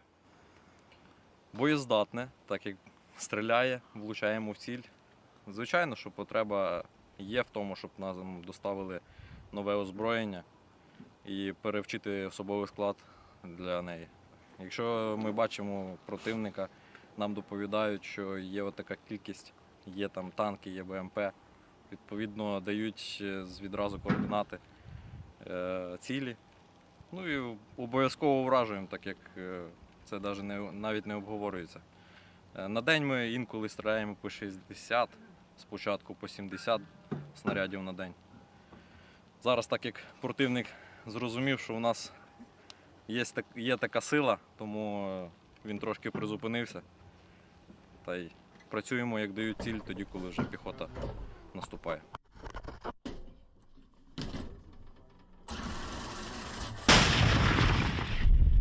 Ah, there we go. Eardrums are busting out with each one, but still it's a nice sound. Казённик. Сюди ложиш снаряд, нажимаєш на досилку, він заїжджає в ствол, врізається юбкою в шліци, потім гільзу береш. Also, you can see great Soviet quality here because this plate on the, I guess you could say the loader on the breech, it looks like it was made by an 18th century blacksmith with a hammer and an anvil. I mean, this thing looks quite bad. And of course, the Soviets never made anything of high quality. You know, they weren't ever known for making Ferraris or Lamborghinis. They were known for making lettuce. And so with that, we're going to let video continue. Комплектуєш заряд, які там говорять, перший, другий. Тож на досилатель, коли затвор піднімається, лоток опускається, ти даєш дозвіл. Is that Shrek? That's Shrek! What in Oh, the I thought you were calling the guy Shrek. I was No. like, are you going to roast him like that? No, that's Shrek! So I guess if you get hit by this artillery piece, you get Shrek'd. Interesting. Interesting. Really interesting. We got a big Shrek. Oh, it says fan here. kaput. I think that's supposed to be Putin. It says kaput on it. Oh, orcs. That's the joke. Oh, that's what it is. Oh, okay. Shrek. I believe that's actually orcist. Shrek is actually an ogre. But anyways, we're gonna let the video continue.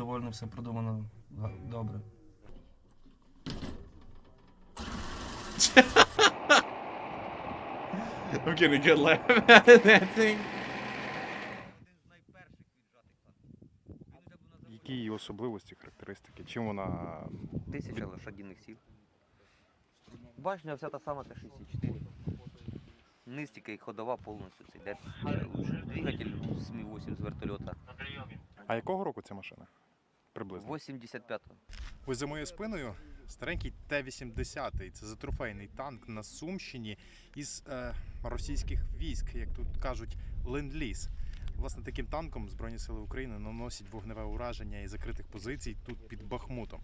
Вона зараз залазить. А чо? Та батька поверне.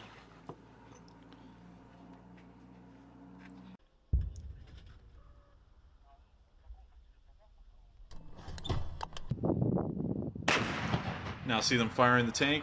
Got a little bit of a rock to it. Постріл!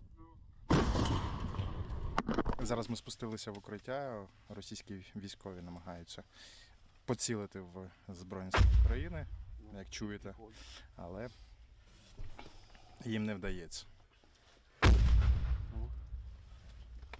Постріл! I gotta tell you, Matthew, Radio Free Europe's got the audio maxed out. I mean, like, the audio is as good as it can get, and it really gives you the idea of what these things really sound like, because this is a mean-sounding gun. They're really good at, like, their cinematography, too. It's really good footage. Yeah, I gotta say, this is the kind of footage that you'll see in 100 years' time, like you look at on the First World War, and people will be like, wow, that's what war really looked like 100 years ago, and it will look no different then than it does now. The technology will change a little bit, but the way that war looks will still be the same.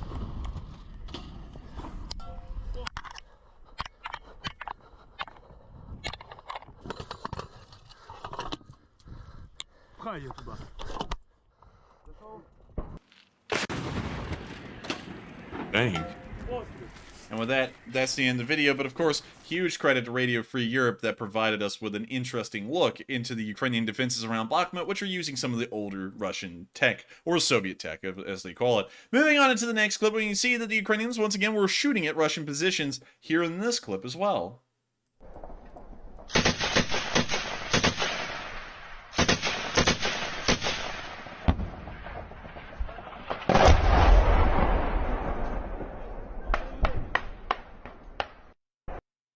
And so with that's the end of that clip as well.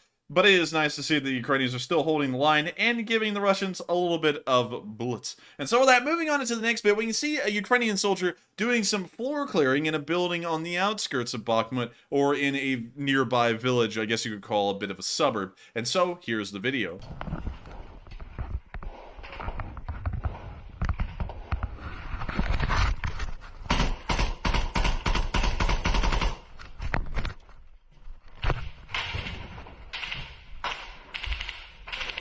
We hear the fire picking up outside.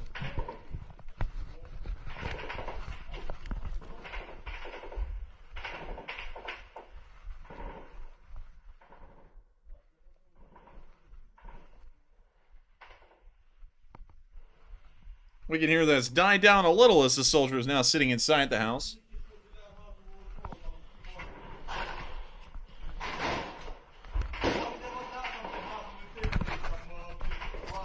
Брат, насыпь с окна, я на третий, пожалуйста. Насыпь с окна, я на третий.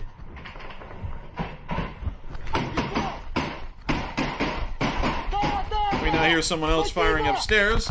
Soldier running upstairs and screaming.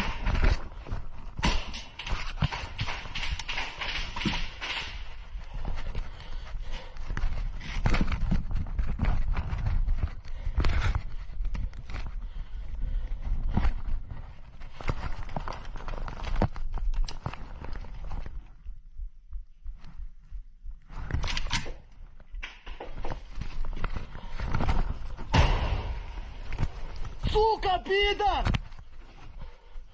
I see him running into another room, and the video ends there. A really interesting segment. It looks like maybe the Russians, I couldn't really tell all too well, although it looked kind of obvious at the same time. I couldn't really tell if the Russians had made it onto the bottom floor there, and this Ukrainian was retreating to try and get a little bit of ground in between them, or get an upper floor advantage. But still, an interesting look at how the Ukrainian forces are operating in the Bakhmut area right now. With that, we're now going to be moving out of Bakhmut and down on into the next clip of news in the Donetsk area, where we saw a Russian tank being hit by an ATGM. Oh wait, I forgot. I cannot show y'all this video because it is not really marked as a graphic, but in the future, in the later part of that video, it will become one. So if y'all want, make sure to go into the link in the description below, click on Day 253 Maps link, and then go to that video and watch it yourselves. It is quite a sight. But with that, we have not seen any activity in the Donetsk area beyond that to speak of today, and in the southern front, we have not gotten any frontline activity as well, but we did get a really cool flyover of some Ukrainian Su-25s over some Ukrainian troops.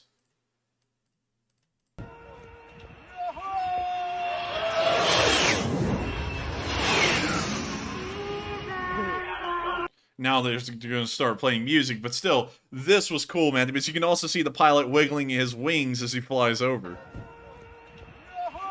Right there. Wow, that's pretty cool. That is really cool. And so with that, that's the end of that clip. Once again, I bet you that's a huge morale booster, and of course it's nice to see that the Ukrainian Air Force is still flying this late into the war, and is continuing to keep bringing the fight to the Russians wherever they may be. And so with that, we're now going to be moving over into Kherson, where we can see that in Velika Oleksandrivka, the Ukrainians are now in the process of demining the area, and we can see one Ukrainian going about the job with a simple rod. And so, here's the video. Так, ну я з тобою, кажете, що, да?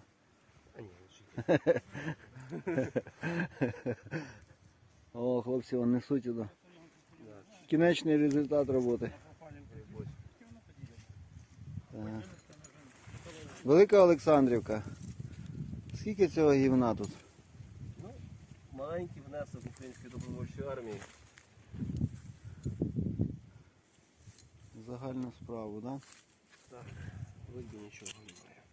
Ну що, момент істини? Так, момент істини. Так, ідеально. Уверенным движением. And so with that, we can now see him carting off the mine after he's defused the thing quite skillfully with just a simple steel or aluminum rod. And so with that, nice to see that the Ukrainian armed forces are not scared at all of dealing with mines. We've seen that a lot. But that they are still making sure that the land is safe for Ukrainians to continue living on. With that, we're now going to be moving towards the front lines, where we have seen today that another Russian tank was destroyed. Who would have thought? And so here's a video of the Ukrainian artillery zoning in on it and taking it out. You see the artillery hit it dead on, and the fire and the smoke immediately starts to rise from the tank, letting us know that it's most likely been destroyed. We now see another round hit it, more towards the engine bay, pieces flying off, and now the tank is on fire. Billowing out of the engine bay and the signs of the tank, it lets us know that that one will no longer be used, and it is a destroyed T-72B3.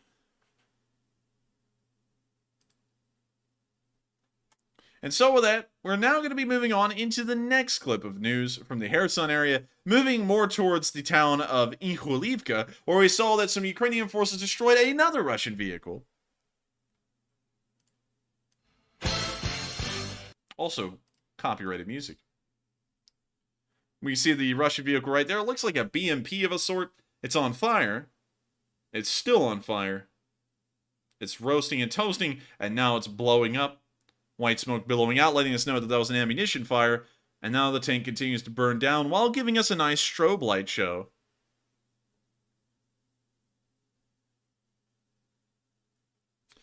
And so with that, that's the end of that little clip as well, but once again, it looks like the Ukrainians are still effectively knocking out a decent gambit of Russian vehicles in the Kherson area. Moving even further on down, we saw something quite rare, a Stormer HVM. Stormer HVMs were provided by the British to the Ukrainians a little earlier on in the war, a couple of months ago. These things are incredibly neat, and they use a very special kind of, I guess you could say, a ground-to-air missile. This thing is called the Star Streak, and we can see a better picture of it right here. It has 3 arrow-shaped, I believe, let me try and think. It's I believe they're made of titanium darts that spin around in a circle around each other as they fly towards their target. It's incredibly unique. However, there is a drawback. This has to be guided by the operator all the way to its target. But still, they are quite effective when they're in use, and it's also one of the main anti-air vehicles of the British Armed Forces. And so here's the video of one of these stormers shooting down a target from inside the vehicle. And so without further ado, here's a clip. And you see it get hit right there and taken down. Another one bites the dust. Copyright strike. Copyright strike. Another copyright strike bites the dust. But anyways, with that, we're now going to be moving on into our final clip of news from Kherson. And this brings a lot of joy to me. Brings a whole load. The Ukrainians are now attacking the slightly repaired bridge crossings that the Russians have made on the Antonovsky Bridge, specifically the pontoon bridge right alongside it, and we can see that in this video right here.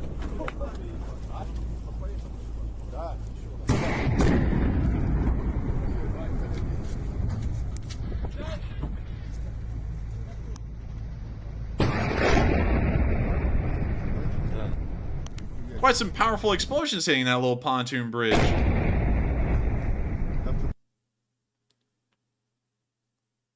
mean, you see, I'm supposing they're on the ferry and then scooting along the river, but I don't think anyone will be using that pontoon bridge soon.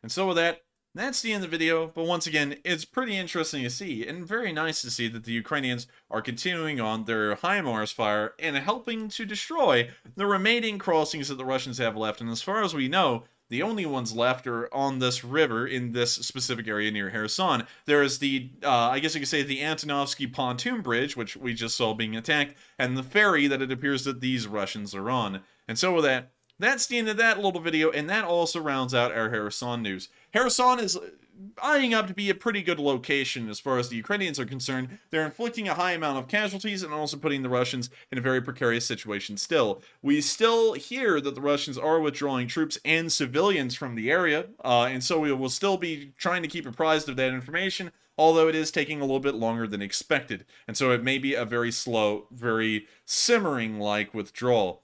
With that, we're now going to be moving all the way up out of the Kherson front and up towards Kyiv, and specifically in Irpin, because we have not gotten to the speech yet. There's one last bit of news to cover. We saw the Ukrainians rebuilding some of the buildings that were partially destroyed or completely destroyed in Irpin. And so here's a video of them giving a little bit of a makeover to these buildings and bringing them back to life, pretty much.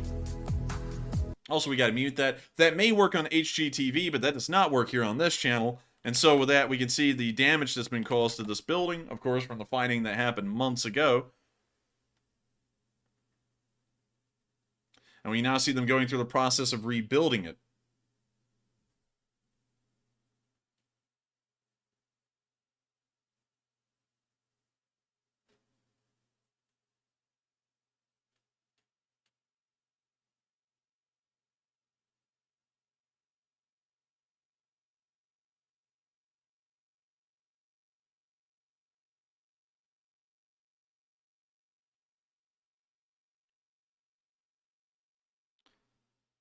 We can see that they're going through a decent amount of effort actually rebuilding the inside of this building and also the roof.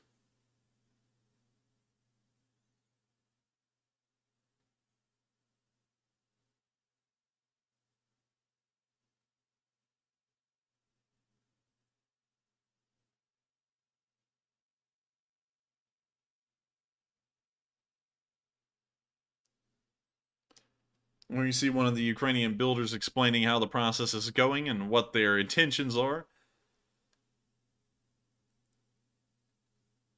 And with that, that's the end of the video, but it is nice to see that the Ukrainians are continuing to rebuild while their country is still fighting this war. Nothing will stop the Ukrainians from coming out of this war as good or even better than it was when it started. And of course, that is a good thing to know, as they will never be deterred from living out their lives like they would have anyways. And so with that, it is now time to get to the speech from President Volodymyr Zelensky here on day 253, which, believe it or not, is the final day of this week of the war. Tomorrow will begin a brand new day of the war in Ukraine, and a brand new week as well. We measure our weeks not by the ending of, I guess you could say, the normal week on Sunday, but we measure it off of the very first day of this war, and from there we measure whenever a week is passed. And so tomorrow will be the start of a brand new week. And so, without further ado, here's the speech from President Volodymyr Zelensky to wrap out this week of news on day 253. And so, without further ado, here is President Volodymyr Zelensky.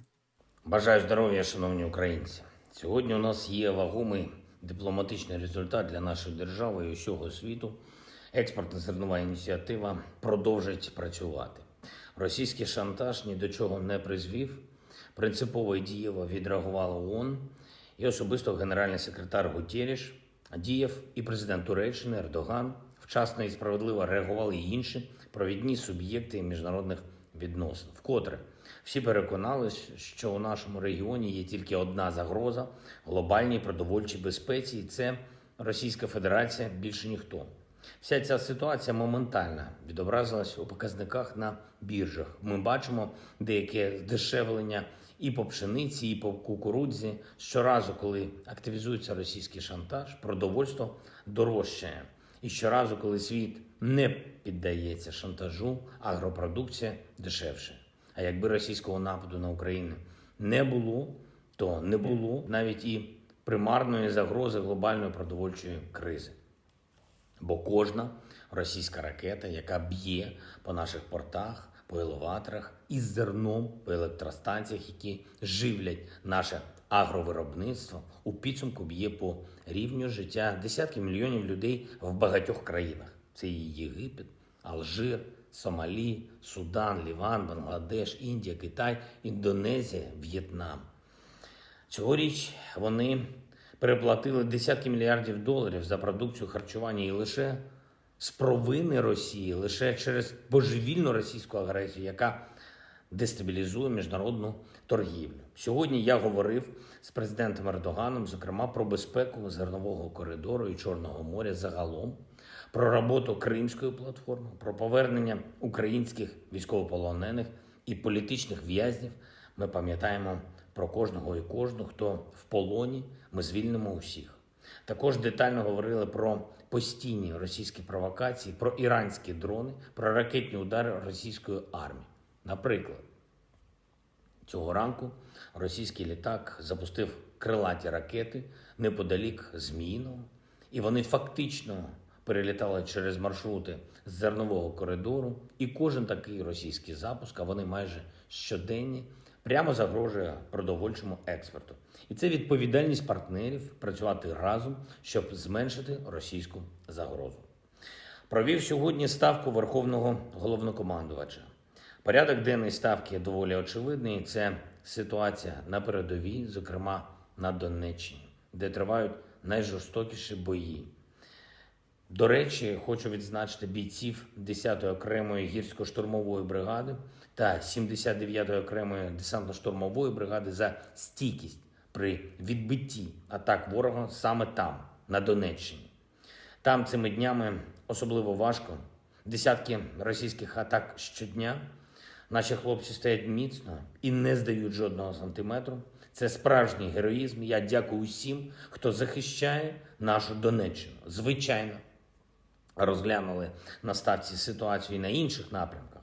Харківщина, Луганщина, південь країни. Ситуацію на наших кордонах. Всюди зміцнюємо позиції і працюємо на ключову мету – повне звільнення всієї української землі. Провів переговори з міністром закордонних справ Іспанії. Він сьогодні був в Україні. Подякував Іспанії за новий пакет оборонної допомоги для нашої держави. Обговорили, що може додатково посилити наш захист. Зокрема, працюємо разом з Іспанією, щоб реально забезпечити повітряний щит для України. І дуже приємно, що сьогодні новим амбасадором нашої благодійної платформи United 24 United 24 став відомий і талановитий історик Тімоті Снайдер. Його ім'я в Україні добре відомо. Він один з тих, хто незмінно захищає історичну правду про українців і пояснює світу, чому Україна важлива. Зараз пан Снайдер приєднався до збору коштів для посилення нашої протидронної оборони. Він зосередиться на проєкті ловця шахедів. Я впевнений, коли ми разом забезпечимо Україні надійний захист і проти цього спільництва російського та іранського режимів, це буде одна з найбільш сильних сторінок нашої державної історії. І ще одне, на що хотілося б звернути увагу. Напевно, ви чули сьогодні, що в Кремлі розказують, що вони вимагали гарантій безпеки від України. Варто на мить зупинитись, щоб обдумати такі їхні заяви. 252 дні тому Росія вимагала гарантій безпеки від Сполучених Штатів Америки. Після 8 місяців російської так званої спеціальної операції в Кремлі вимагають гарантій безпеки від України. Це вражаючі зміни. Насправді це показує і те, якого провалу зазнала російська агресія, і те, наскільки ми з вами міцні, коли зберігаємо єдність. Мільйони українців, українок, які воюють і працюють заради нашої свободи. І мільйони людей по всьому світу, які допомагають нам протистояти російському терору. Разом ми забезпечимо поразку держави-терориста та її покарання за терор і гарантуємо, що вся Україна є і буде вільною. Вічна слава усім нашим героям, вічна пам'ять усім, хто віддав своє життя за Україну. Слава Україні! And with that, that is the end of the speech from President Volodymyr Zelensky here on day 253 of the war. And of course, I thank everyone so much for watching this news segment. We're about to be moving into the question segment. So if you've thrown in a question in the live chat, stick around because it may get answered. But before we move on to the question segment and also address a whole bunch of interesting polls that have been thrown up with a lot of votes on them, I would, of course, like to ask real quick that if you've not subscribed to this channel, please make sure to subscribe. Subscribing helps out this channel a whole load, and it also helps you out as well because it lets you know when these streams run, which is at 10 p.m. Eastern Time every single day of the week except for Mondays. We take that day off so that way we don't end up burning out. But of course, I thank everyone so much for watching this channel, and if you would subscribe, it would mean a lot. Also, hitting the like button helps out as well. We currently have 2,025 likes, and of course, one thing that a lot of people may overlook is that clicking the like button on these streams helps out a lot as well. It lets YouTube know that a lot of people really do enjoy watching these streams, and therefore they think, hey, we ought to show this news to other people. Maybe they'll enjoy it too. And so by clicking the like button, you can actually help to grow the Lee Spring Army and help us to become one of the major news reporting channels on Ukraine and in the future as well. And so with that, we're now going to be moving on into the polls. And Matthew, for a second there, that actually sounded like a Michael Jackson. You know, I was like, what in the world? He's like, what's going on over there? Anyways, with that, we have some really interesting polls. And so take it away, Matthew. All right. So we have 3 to go over this time. So the first one said, do you think the Russia-Ukraine war will end without NATO involvement? It looks like 34% said yes, NATO will not get involved. 37% said I'm on the fence, and 29% said no, at some point NATO will get involved. Now, on this one, I've got to say, I have a suspicion that NATO will end up getting involved, but that's just speculation. We don't have anything to back that up. But one thing that kind of clues me in is that we have troops over there running outside of the embassy, which is a little bit weird to me. And also, the 101st is somewhere over there lurking around, but we really don't know where they're at.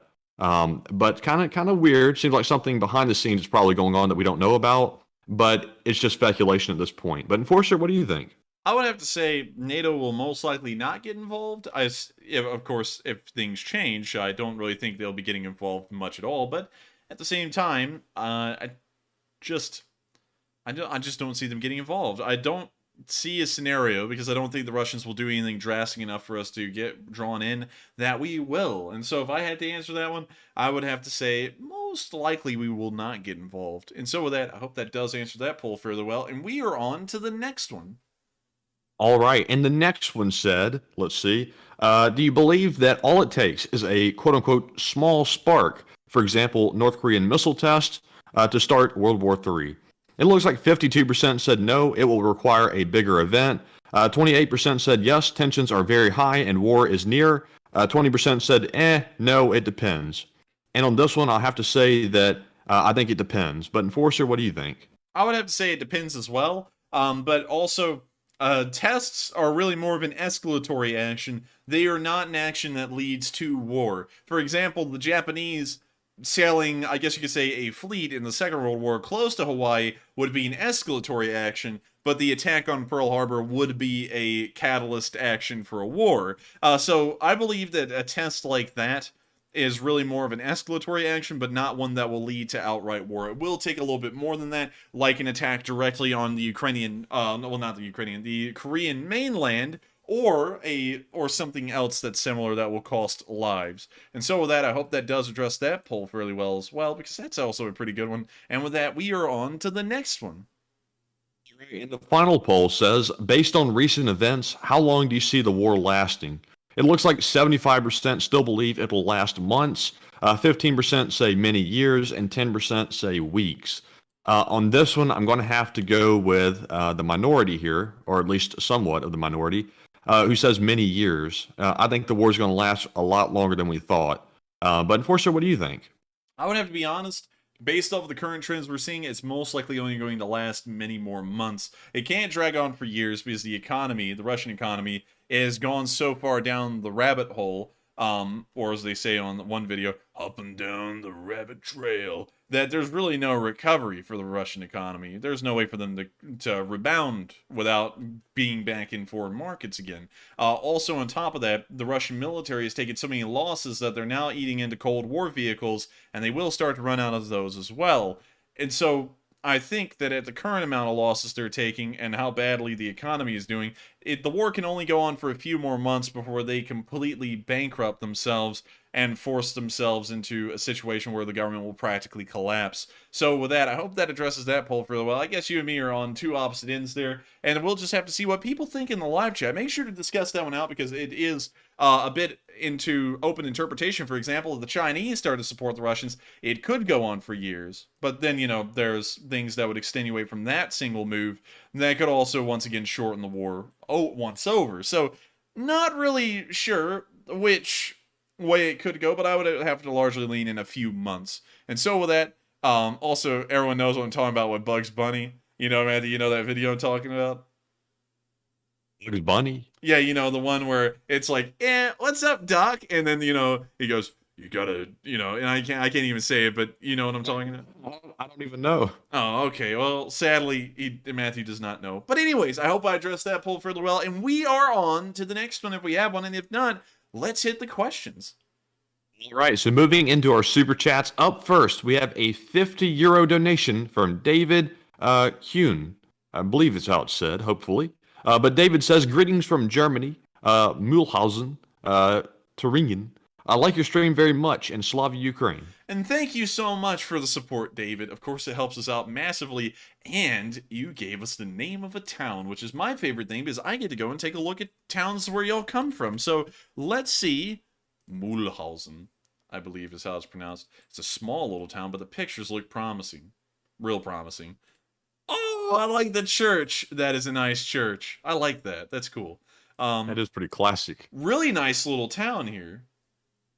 Wow, let's go on Street View here. I'm really hyped up now. Let's see what this town looks like down on Street View. Oh yes, German privacy laws will absolutely kill Street View. So sadly, we don't have a Street View, but we can get close to the Rathaus, which is usually like, I guess you could say, kind of like a town hall. Really cool store. Nice shop. Yeah, really nice shop. Wow. That is really well, nice. When you twist around, it kind of looks like a normal visitor center, but at that wall, it looked pretty cool. Like a candy store or something. It's the tourist information building, so yeah, it's a tourist building. It's nicer than ours. The ones in Alabama are pretty tough. Oh, they're pretty rough. They don't want you to come to Alabama. Also, look at this. It's like a open air like market for clothes. That's pretty cool. You don't see that in America. Also, that is really cool. Apparently, I'm guessing it's not anymore, because it's a clothing store, but this apparently used to be the Krankenhaus, which is German, I believe, hopefully I got it correct, for hospital, because you can see the I forgot what it is, the staff with the serpents around it, which is the universal sign for hospital. That's really cool. Also, I love the buildings here. It's like this town survived completely intact through the Second World War, which is incredibly rare. And also, I love the little streets, the narrow, like, medieval streets. This is a really cool town, and I thank you so much for the support, David. And also, letting us see where you're from. You live in a nice town, I gotta say. I'm really impressed with this. Let's drop down somewhere else. I'm really blown away with this town. This is one I would like to see. That is so cool. Do y'all have a railroad station? Train. Yep, y'all got a train station. Well, is that the train station? That's the bus station. Train station? Like every German town has a train station, right? Yeah, there we go. There's the train station. And what does it look like? Ezo448 said, "Why are you impressed by a shop?" Well, we do live in Bama. And look at that. Isn't that neat? Little train station so you can get dropped off in town. And the town is so small that pretty much everything's in walking distance. That is really cool, honestly. That's neat. You don't get that here in America. We do have a brand new train station in Birmingham. And then, of course, you know, this is still like small stuff, you know, because the train station is only a minor part of a city. But we got a new one. Let me see if I can find it here. Here we go. It's brand new. It's the intermodal. And it's pretty nice. It's a lot better than what used to be here. What used to be here was awful, but still, it doesn't have like that neat little look like that German train station has. So with that, I thank you so much for the support, David. And of course, thank you for helping this channel to keep on running and also letting us take a look at your hometown of Mudelhausen. Hopefully I'm getting that correct. I might be getting that entirely wrong, but I'm not that great with pronunciation. So sorry about that, but thank you so much once again for the support. And with that, we are on to the next one. And thank you once again for keeping this channel alive. All right, and up next, we have a $30 super chat from Duncan VR, who starts with the sheep noises once again. He says, "Bamuba, Putin was back in his hot tub, Baba, and Steven Seagal turned up." Let's see here. You're like, Steven Seagal showed up and something happened. He turned up in his glow-in-the-dark undies. Meow, woof, ruff, ba. He said, "Baba, where's my sleeping bag?" Meow. Now Pootler replied, "Ba moo. I'm busy with my blow-up doll." Oink, oink, Baba. What in the world? Okay, most of them are cryptic. That one was a little bit more straightforward. What in the world, WVR? That's just, well, I mean, it's not that wrong, honestly, but that's still pretty nuts. So with that, thank you once again, Duncan VR. Duncan VR is a normal channel installment and the typical torture device we use for Matthew. And so with that, thank you so much once again for the support, Duncan VR, and keeping the super chats incredibly interesting. And so with that, we are on to the next one. And thank you so much once again for the support, and also throwing in, as some people are calling it, a love story. And with that, we are on to the next one. And thank you once again. All right, and up next, we have a $21 super chat from BL Parak, who says, "When the Russians threaten nukes, escalate immediately. Attack comes for Ukraine."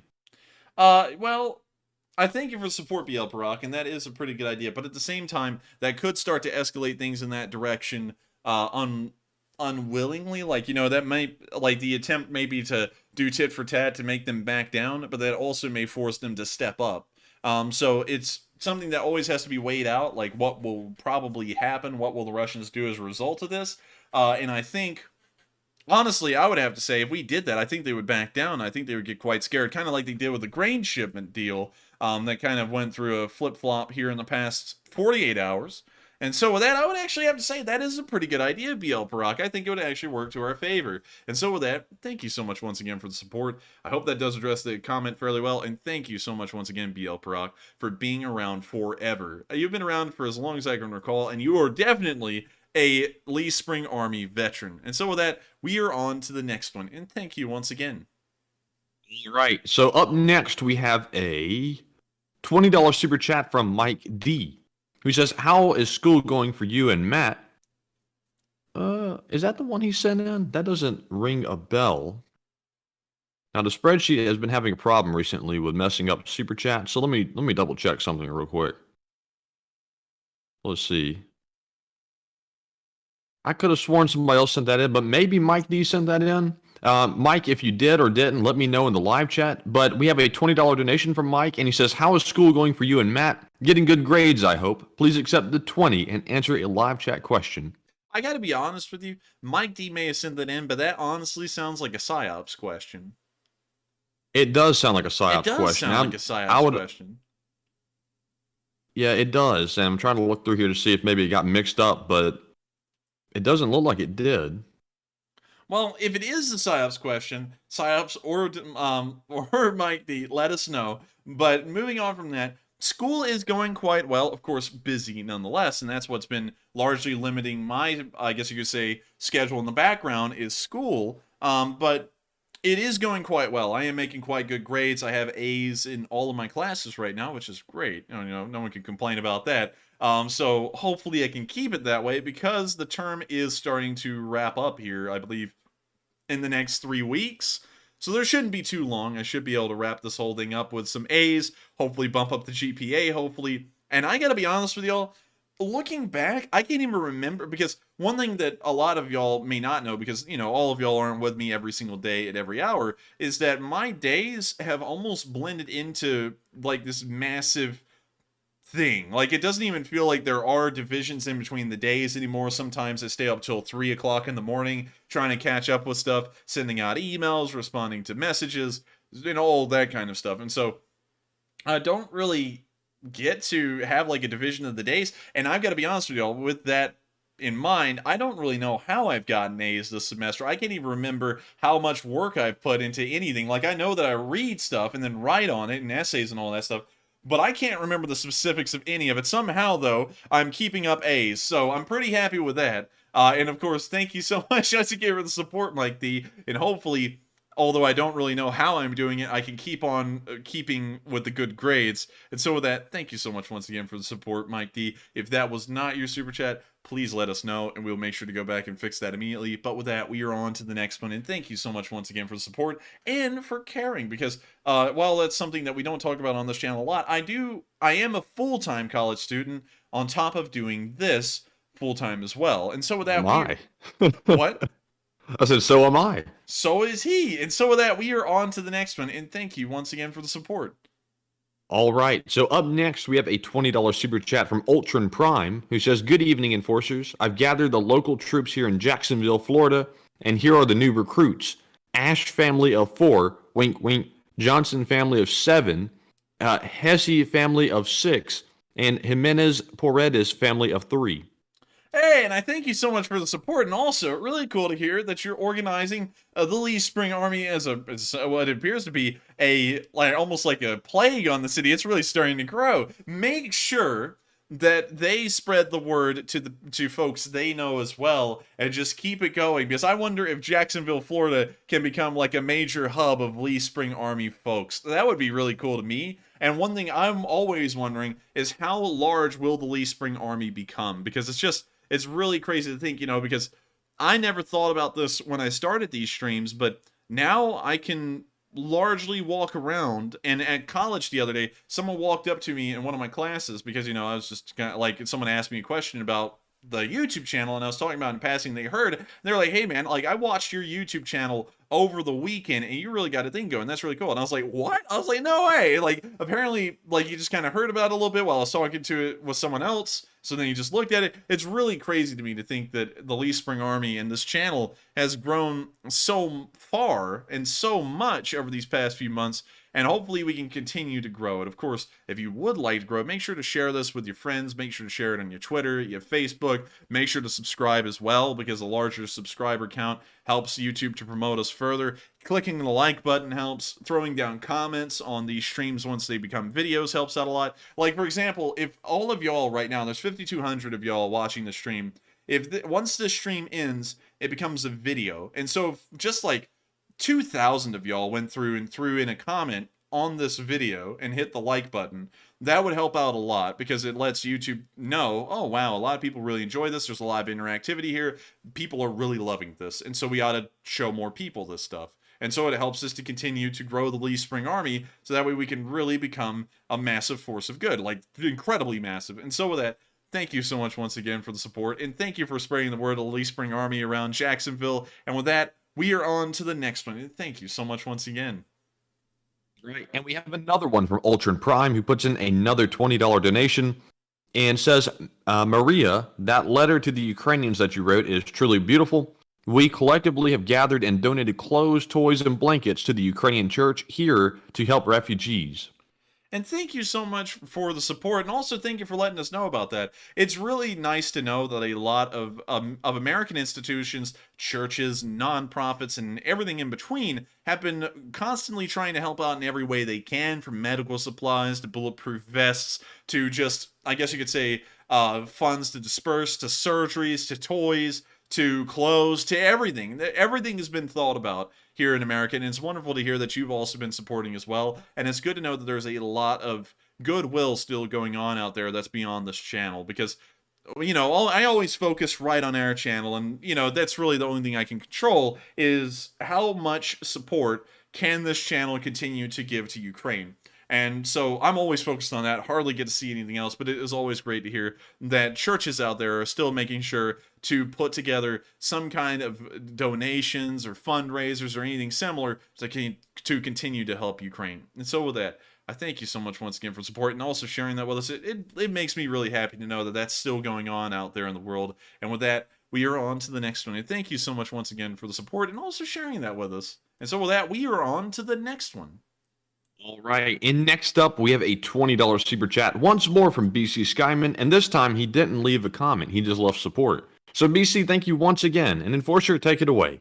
And of course, thank you so much once again for the support, BC Skyman. I think that is the third time that you've sent in support to this channel tonight, and I've got to thank you so much each and every time that you do. It means a lot to us, and of course, I always made a promise and a commitment to everyone at the beginning of this channel that if you did throw in support to this channel, I would make sure to recognize you individually and thank y'all so much for helping us to keep this thing running. We don't run ads because they're incredibly annoying, and so we rely entirely on y'all's support. And what's really great about it is that if y'all want to support the channel, y'all can. If you don't, you don't have to. There's nothing badgering you or forcing you to do it. And also, if you want to, on top of that, you get to decide how much the channel is worth to you. So if you enjoy it a lot, you can throw in an unlimited number. If you enjoy it a decent bit, but you don't have a lot, you could throw in $1 or $5 or something like that. I really like that way of running a channel, and I feel like I've said this like a million times, but I really like that way of running a channel because it is entirely dependent,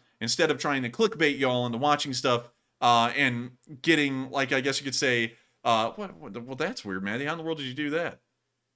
I wanted to test it real quick, so I just came up with a goofy statement to put up there.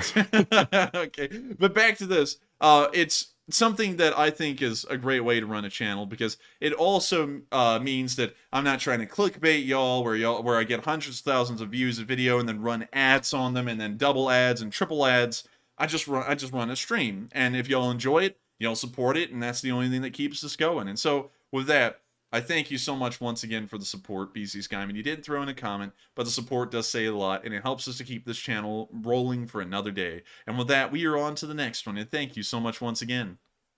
All right, and up next, we have a $20 super chat from Oats Air, who says, "Let's go, Finland. I've always known that our government is very transparent, but this causes organized crime to be quite easy.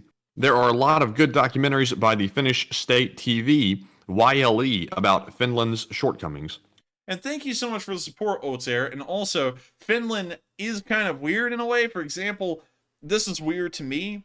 They have a prison in Finland, and this is, of course, getting into the idea of a prison being punitive or rehabilitative, which is really more of a philosophical question than anything. But there's prisons in Finland, and I saw a guy who was convicted of murder, and he goes to prison, and it's like a weekend camp deal.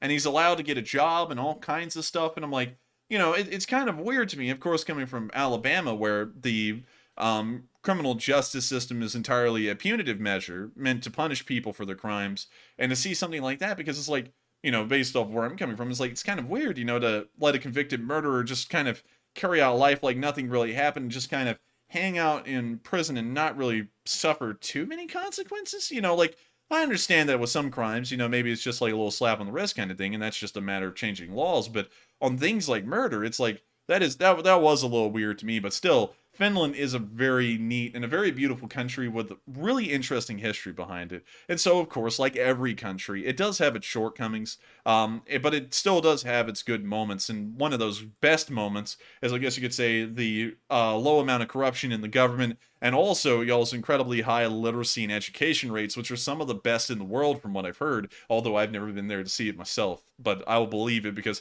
the Scandinavian countries are usually way up there in terms of standard of living stuff, like literacy rates, education, and things like that. And so with that, we are on to the next one. But thank you so much once again for the support, Otair, and I hope we addressed that one fairly well. Right. And up next, we have a super chat from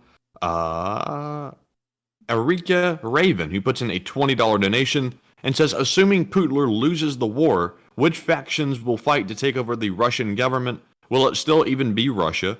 We watch you guys every night from Lincoln, Vermont. Feel free to zoom in. Epic coverage from Erica and Todd. And thank you so much, Erica and Todd, for enjoying this channel and also giving us a little bit of support to keep this thing running. And where are they from in Vermont again? Lincoln. Lincoln.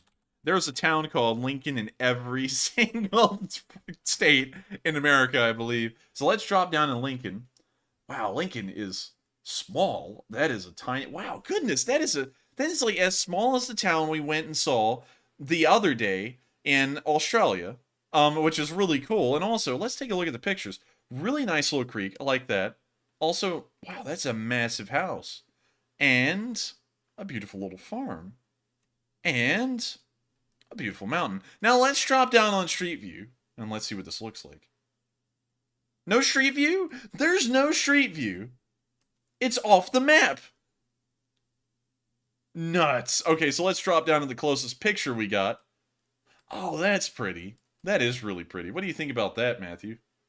That is quite nice. It looks like, I was about to say maybe Yellowstone. It kind of reminds me of Gatlinburg, Tennessee, up in the mountains.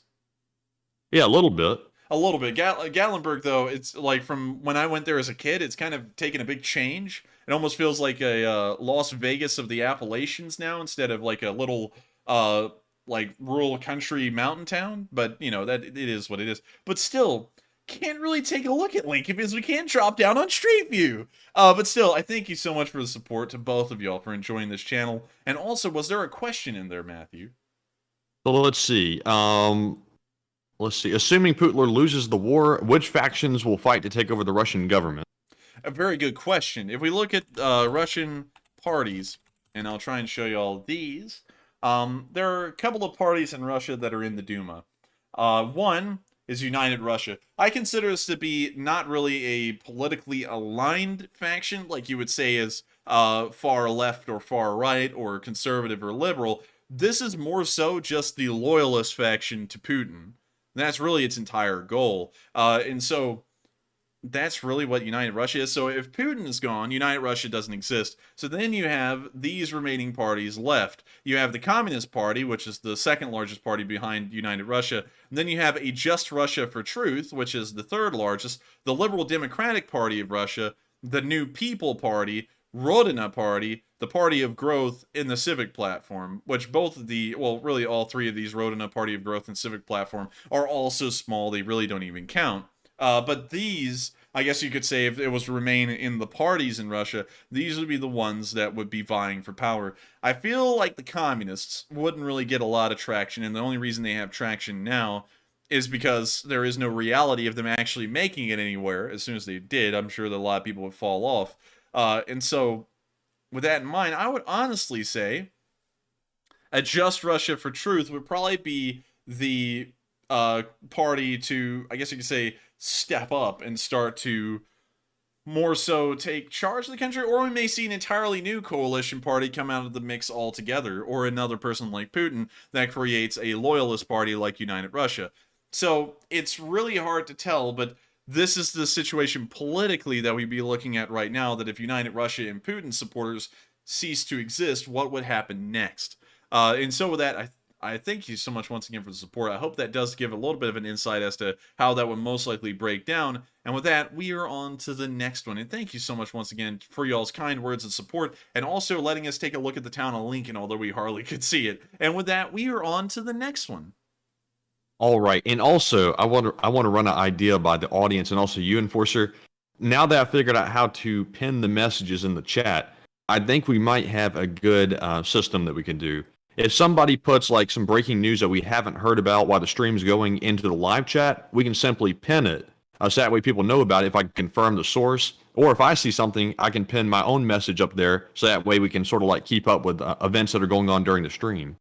And that is a pretty cool idea. I like that. And so we now have a new part of the channel. We will be throwing up breaking news if anyone has it and we can confirm it. We'll pin your comment on the very top of the live chat for everyone to see. And so with that, we are on to the next one.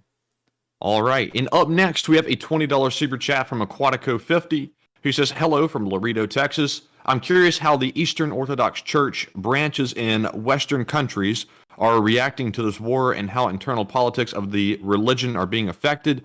I'm ignorant about how this religion works. Real quick, man, did you say Laredo, Texas is Laredo? It is Laredo, I think. I thought it was Laredo. Laredo? How to pronounce Laredo. Let's see how we pronounce it here. And this is American. Laredo. Laredo. Yeah, I was right. Laredo. Hey, I finally got it right one time. So let's take a look. What's Laredo in Spanish, though? Too late, but anyways, so we may never know. We'll probably never know now, thanks to Matthew asking that question. I'm just kidding. Anyways, let's drop down and let's take a look at Laredo. Interesting. It kind of looks like what I would imagine like a southern Texan town to kind of look like. But honestly, it looks no different than a normal Alabamian town either. It just looks like brighter and a little bit more arid. And that's about it. Which is pretty cool. And also, how close is this to Mexico? Oh crap, it's right on Rio Grande. It's right there. So, with that, I thank you so much once again for the support. Really interesting to see. You can see the Rio Grande right here. And it's actually quite narrow. Like, good lord, that's actually very narrow for a river in America. That may as well be a creek instead of a river. But with that, thank you so much once again for the support. I hope you enjoyed us taking a look at the town of Laredo. And also, real quick, Matthew, how do we what was the question in that question? Let's see. It might delve into one of the topics that we can't talk about on the stream, religion and politics, because it gets pretty divisive. But I'm curious how the Eastern Orthodox Church branches in Western countries are reacting to the war and how internal politics of the religion are being affected. Sadly, I don't think we can go into that a lot because I don't know a lot about the Eastern Orthodox Church at all, and so I'd have to build pretty much my knowledge and the answer from the ground up, which would take an incredibly long amount of time. So I'm going to have to sadly declare ignorance on that one, but it is a pretty good question. I think hopefully we can find an answer to that out there somewhere. And so with that, we are on to the next one, but thank you so much once again for support and letting us look at the town of Laredo. And so with that, on to the next one. All right, and up next, we have a $20 super chat from Marcus Burtonshaw, who says, greetings from a Plymouthian expat in Bangkok. Russian nuke doctrine is to escalate to de-escalate. Would a nuke draw NATO into the war? Losing to Ukraine would end Putin, but losing to NATO might not. So is that his off-ramp? Oh no, losing to NATO would be the end of Putin. If NATO wins, I promise you, much like they did to Saddam Hussein, someone's going to get hung in a basement somewhere, and it would be Putin. And so, I promise you, losing the war in Ukraine, he might be able to survive. The government may survive as well. Losing to NATO? Absolutely not, because that's going to be an unconditional surrender if you've ever seen one. And so, with that in mind, I would have to say that this escalate. That's why we haven't really seen the Russians commit to any kind of escalation, because they could be scared of the consequences of what would really happen if they escalated it further and then the West got involved. And so with that, I thank you so much for the support. I hope that does address the question fairly well. And with that, we are on to the next one. And thank you so much once again for the support and helping this channel to keep alive. All right, and up next, we have a $20 super chat from Final Countdown, who says, in memorandum of a cheap hat that defected and resulted in several orcs getting crushed, I will miss you, hat. And I thank you for the support. I don't know which hat that is, but of Sounded course, like a soliloquy or something. Yes, it's like, oh, hat. It's like Data on Star Trek, you know, Spot. Oh, Spot. Yes. You know, but I thank you so much for the support. Sadly, I don't know what hat that is, but I thank you for giving memory to the hat. The hat is gone, but not forgotten. And so with that, we are on to the next one. And thank you so much once again for the support. All right, and up next we have a $20 super chat from Mika McFeeders, who says, "Hi from me, Florida gal, Emmy, Florida house bunny, and Alfie, Florida cat. I keep all of us up catching your stream every night. They gave up a few weeks ago on me and going to sleep at a reasonable time now. And now all of us are night owls. Thanks." And thank you so much for the support. And also, thank you so much for being a Florida woman. Florida people are quite an interesting species of people. They are really neat. Some of them, and of course, very varied like the rest of the state. Because Alabamians as a species do have their drawbacks, but they also have massive positives. And of course, the species Floridus, I'm trying to come up with a name for Matthew. What would be like a Latin name for a Floridian? I don't know. Canis floridus are pretty neat. There's some crazy ones, but there's also some really cool ones. And I know a lot of cool Floridians. It's just that, of course, everyone knows Florida's known for the Florida man. So with that, I thank you so much for the support. Also, really cool to hear that you have like a wide variety, getting past like the weird joke. It's really cool to hear that you have like a wide variety of pets. I've always been interested in having a pet bunny, but I've finally just like solidified into the hardcore idea of having a dog, because I love dogs. I love corgis specifically. And so with that, thank you so much once again for the support. I'm glad you've been enjoying this channel so far. And also a huge shout out to all of our viewers from Florida. Of course, we're making jokes about the Florida man, but as long as y'all aren't the Florida man, it shouldn't really worry y'all too much that we're talking about the Florida man. Also, look at all the farms along this river. Like, I don't know why that distracted me. Like, it just stops right here. And the rest, oh, it's probably because it's wildlife. Yeah, they're wildlife areas. Duh. So anyways, with that, we are on to the next mode. Thank you so much once again for the support. And also, everyone's telling me that the hat he was talking about was the hat that flew off of that man's head that led Tony to drive off the road and kill everyone. So now I understand what hat that is. And so with that, thank you so much once again to both of y'all for the support. It helps this channel to keep on running, and I hope I was able to address both of those fairly well. And with that, we are on to the next one, and thank you so much once again. All right, and up next, we have a $20 super chat from Fly Eagles Fly, who says, "Does the poor standing of Russian equipment call into question the operational standing of Russia's nuclear weapons? Also, go Eagles. Hello from Glendolden, Pennsylvania." And of course, thank you so much for the support, Fly Eagles Fly, from Glendolden, Pennsylvania. So let's pull that up real quick. Glendolden, Pennsylvania. This is in a suburb of Philadelphia. So let's take a look at this place. Let's see what it looks like. Oh man, poor house. Porch not really being kept up well. This is a furnished apartment and room. Interesting. It looks honestly like Birmingham a little bit. It doesn't look that much different, really. But also, did you know, Matthew, that they have these weird toilets in Philadelphia, only in Philadelphia, that are just completely exposed in the basement? I forgot what the specific name for them is, but it's something exclusive to Philadelphia only. I've actually never heard that. Yeah, I'll have to try and find that for you in the future. It's like a Philadelphia squatter or something like that's what it's called. But it's literally just a special like toilet feature in the basement of Philadelphia homes. It's really weird. But anyways, with that, I thank you so much once again for the support, Fly Eagles Fly. And to answer that question, does the poor standing of Russian equipment call into question the operational standing of Russia's nuclear weapons? It does. Russia's funding for their military is around $55 to $60 billion a year, which is hardly enough to maintain their standing ground force that they have right now, much less the Air Force and the Navy as well, which of course incur higher expenses because the vehicles require more maintenance and more crews.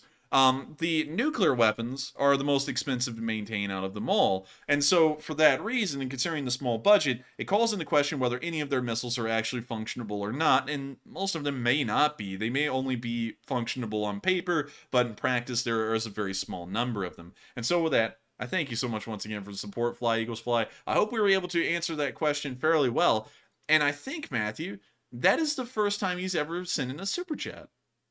I think it is. And so if that was your first time, thank you so much. It helps us out a great deal. Of course, we thank everyone equally for y'all support, whether you've supported for a long time or not, but it does take a lot for new viewers to support a channel. Of course, it's a huge leap of faith, and I thank you so much because it helps this channel to keep alive and helps us to keep this thing running behind the scenes, keeping the lights on and everything else. And so with that, we are on to the next one. Thank you so much once again for helping this channel to keep going.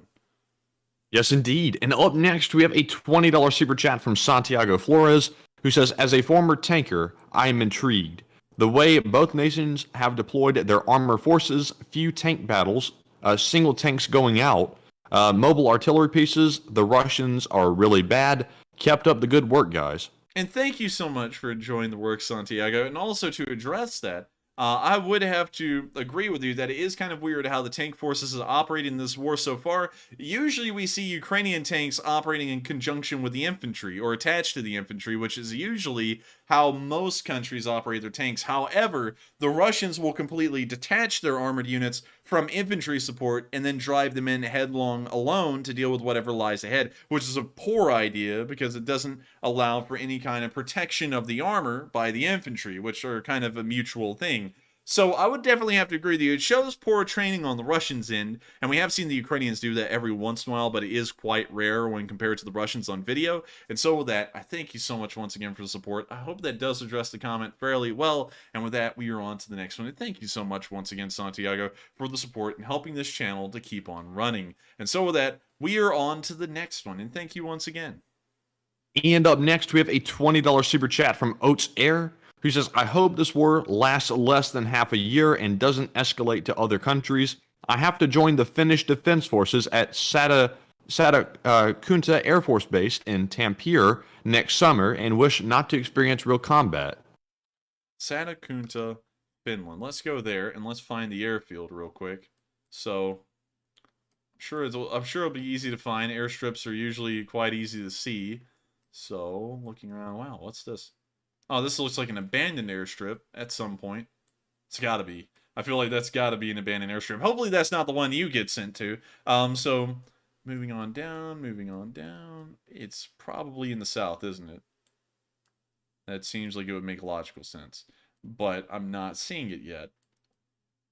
Where in the world's the airbase? Where in the world is it? Hang on, let me pull this up. Satakunta Air Force Base. So let's type that in.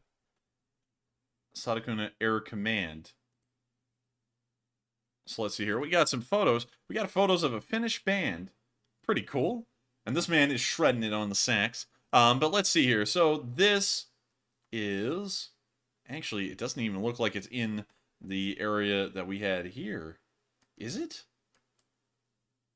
Hang on. And you know what? We're just going to show it on the map here. This will probably be a lot easier. So it's near Tampere. How far was that off?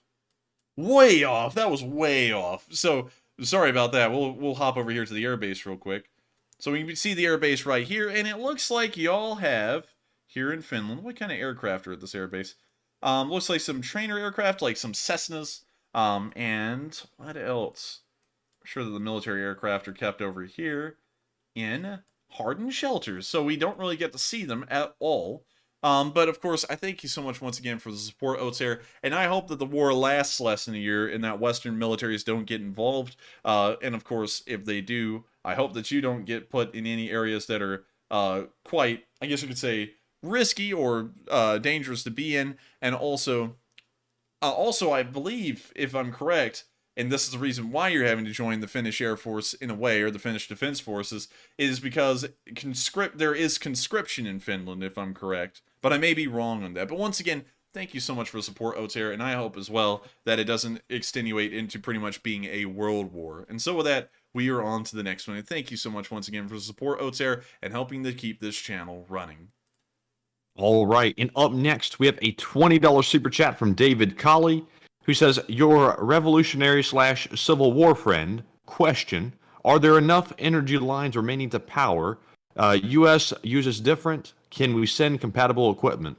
And thank you so much for the support, David Colley, and that is a good question. Also, really cool to hear that you are the Rev/Civil War friend. That kind of throws into question. It's like, have I met you in person? Because I don't do Civil War reenactments. I have done a little bit of Rev War, so maybe. I don't know. Anyways, moving on from that, to answer the question, are there enough energy lines remaining to power? We sadly do not know anything about the situation of the Ukrainian energy grid. It's largely kept to as best a secret as possible, unless if you were to go through Ukrainian social media and find out exactly where rolling blackouts are happening. Sadly, we don't know a lot about it. So with that, I thank you for the support, David Colley, but unfortunately, we know nothing about the condition of the Ukrainian power grid beyond there being rolling blackouts in most areas of the country now, and I'm not sure if U.S. Power equipment on the smaller scale would be applicable or compatible. I think on the larger scale, high voltage lines are high voltage lines, so that kind of stuff would most likely be interchangeable along with electrical substations, but that could also be wrong as well. So take that with a grain of salt. But I thank you so much once again for the support, David Colley, and an interesting, very good question. And hopefully we can get an answer to that in the live chat. Hopefully. Sadly, I don't mean to cop out like that, but I really don't know a lot about the power grid and how the exact nitty-gritty details of it in Ukraine. And so with that, we are on to the next one. But thank you so much once again for the support and helping this channel to keep on running. All right, and up next, we have a $10 super chat from NorCal Socks, who says, would you consider adding an NSFW section to the map so your viewers can look at videos that YouTube will not allow you to show? Many might find it useful. And I thank you for the support, and that is an interesting idea.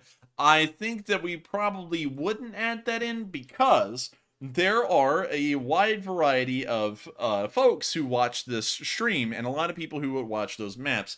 And we have, and around, I believe, 2% of our viewers are in between the ages of 13 and 17 years old. And while I do understand that these kids, because I was just one of them, you know, about 7 years ago, have probably seen some pretty gruesome stuff, just in case if they haven't, I don't want to be the channel that shows them gruesome stuff for the first time. So it's something that I would add if it wasn't for that reason, but I want to make sure that this is approachable for everyone and it doesn't get into ground where it's like, you know, is that really okay to show or not? We do have an NSFW section on the Discord server where people can share graphic footage and information that isn't suitable for the stream, but I don't think I'd want to include that on the stream because people may watch that and, you know, be maybe like, ew. So I'd largely just keep that to me seeing it and then filtering that off the stream. And so with that, I hope that does address the question further. Well, really good idea, but due to that reason, I wouldn't really want to implement it. And so with that, we are on to the next one. And thank you so much once again for the support. All right, and up next, we have finally gotten to PsyOp Super Chat. He's been highly anticipating this one, like usual. He put in a $10 donation and said, Matt loves whacking those cam bots. Muhahaha. And yes, the cam bot hasn't been around here recently for some reason. I think it left for a while. I will say this, I uploaded the recent video that I made onto my own personal channel just to test out a thumbnail style. And I noticed that the cam bot showed up over there on my channel, so apparently it's following me around. Well, Matthew, I just gotta say, I think they're leaving every once in a while because they are finding the hot single moms in their area, and so they just decided to leave. So, you know, and of course, if y'all seen it, y'all know what I'm talking about because that's almost what it's always put in the title. So with that, we're now going to be moving on to the next one, but you are correct, Matthew. Well, you are correct. PsyOps, Matthew does like to take out the cam bots. I also like to see him take out the cam bots because think about this. What if we had no live chat moderation at all and those things were just allowed to be in here every night? I would hate that. That would just be terrible to be in a live chat with that many of them in here. And so with that, we are on to the next one. Thank you so much once again for the support, PsyOps, and also throwing out a pretty good joke. Yes, indeed. And up next, we have a $10 super chat from Samans, who says, are there 3 people in Russia that had facial reconstruction to look like Putin to be used as doubles? There are several Russian... What, for real? Yeah, there are several Putin lookalikes, and they look just like Putin. They say that there's probably lookalikes for U.S. presidents as well, but I doubt that, you know, because I don't think we would do that. You know, it's highly unlikely. So with that, I hope that does address the comment fairly well. That is true. There's not really a lot to add to it, but it is true that there are body doubles for Putin. There's also body doubles for Kim Jong-un as well. It's kind of a normal thing for dictators to have body doubles. And so with that, we are on to the next one. And thank you once again for support and a pretty good question. And up next, we have a $10 super chat from Judo 2001, who says, I want to be commandant of Nipe flavored logistics. Let me have it. And Slava Ukraine and Slava LSA. And thank you for the support, and I think we will create you of that title. And so you can be of the Nipes? Nipe? Nipes? What is that what it was? Nipe? Yeah, Nipe, I guess? I guess you can. I've never heard of it. I've never heard of that either. So with that, I thank you for the support, but we will create you of that title. And so with that, we are on to the next one. And thank you once again for the support and also getting yourself a title. All right, and up next, we have a $10 super chat from BME, who has figured out the Morse code. BME is a newcomer to decoding. So, to call out our other Morse code decoders, also Draconia and Mark Hodges have figured it out tonight. And it says, the U.S. forces in Ukraine may be a small game changer depending on how it develops. You are correct. All three of y'all are correct. And so, thank you to each one of y'all who deciphered that Morse code. It is a little bit of a game changer that U.S. forces are now in Ukraine. And that's also a third bit of news to cover today, because now there are U.S. forces roaming around inside of Ukraine. And so with that, thank you so much once again to all of y'all who've deciphered the Morse code message. And thank you so much for supporting this channel and helping us to keep running as well. And so with that, we are on to the next one. And thank you once again.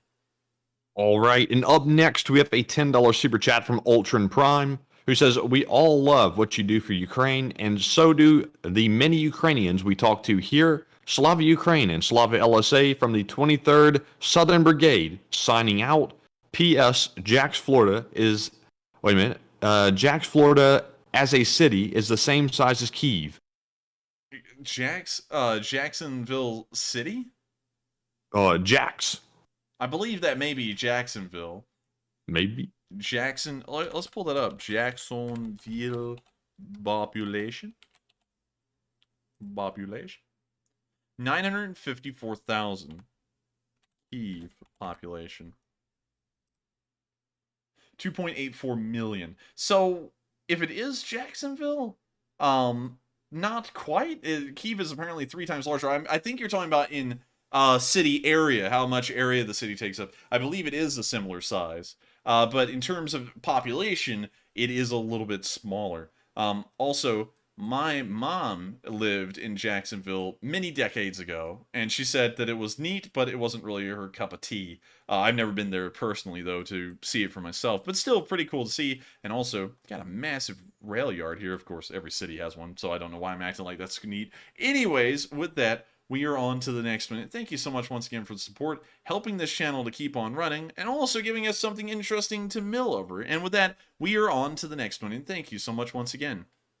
All right, and up next, we have another $10 super chat from Psyops, and in this one, he says, Macho Man Randy Savage here. I heard that someone is against the supreme powers of the A-10 Warthog. They are doofus, and also Texas stinks. Oh, man, and I guess that was, I think that was supposed to be the Sam Elliott voice? It was something. I mean, I don't think it was Sam Elliott, but it was something. Psyops wanted me to read it off in a mic, so that was... My mic keeps cutting out again. Yeah, your mic keeps cutting out. You might want to figure out how to change that, man, because you're still doing like that fading in thing where it sounds like you're in a car driving by where you're like, okay, and we got a super chat. You know, you keep on sounding like that each and every time. So hopefully we can get that fixed eventually. But anyways, I do thank you for the support, Psyops, and also I would ask you to reread that again, Matthew, because due to the microphone thing and it cutting out, I kind of got distracted there. So could you do that one more time? Yeah, he says, Macho Man Randy Savage, he said, I heard that someone is against the supreme powers of the A-10 Warthog. They are a doofus, and also Texas stinks.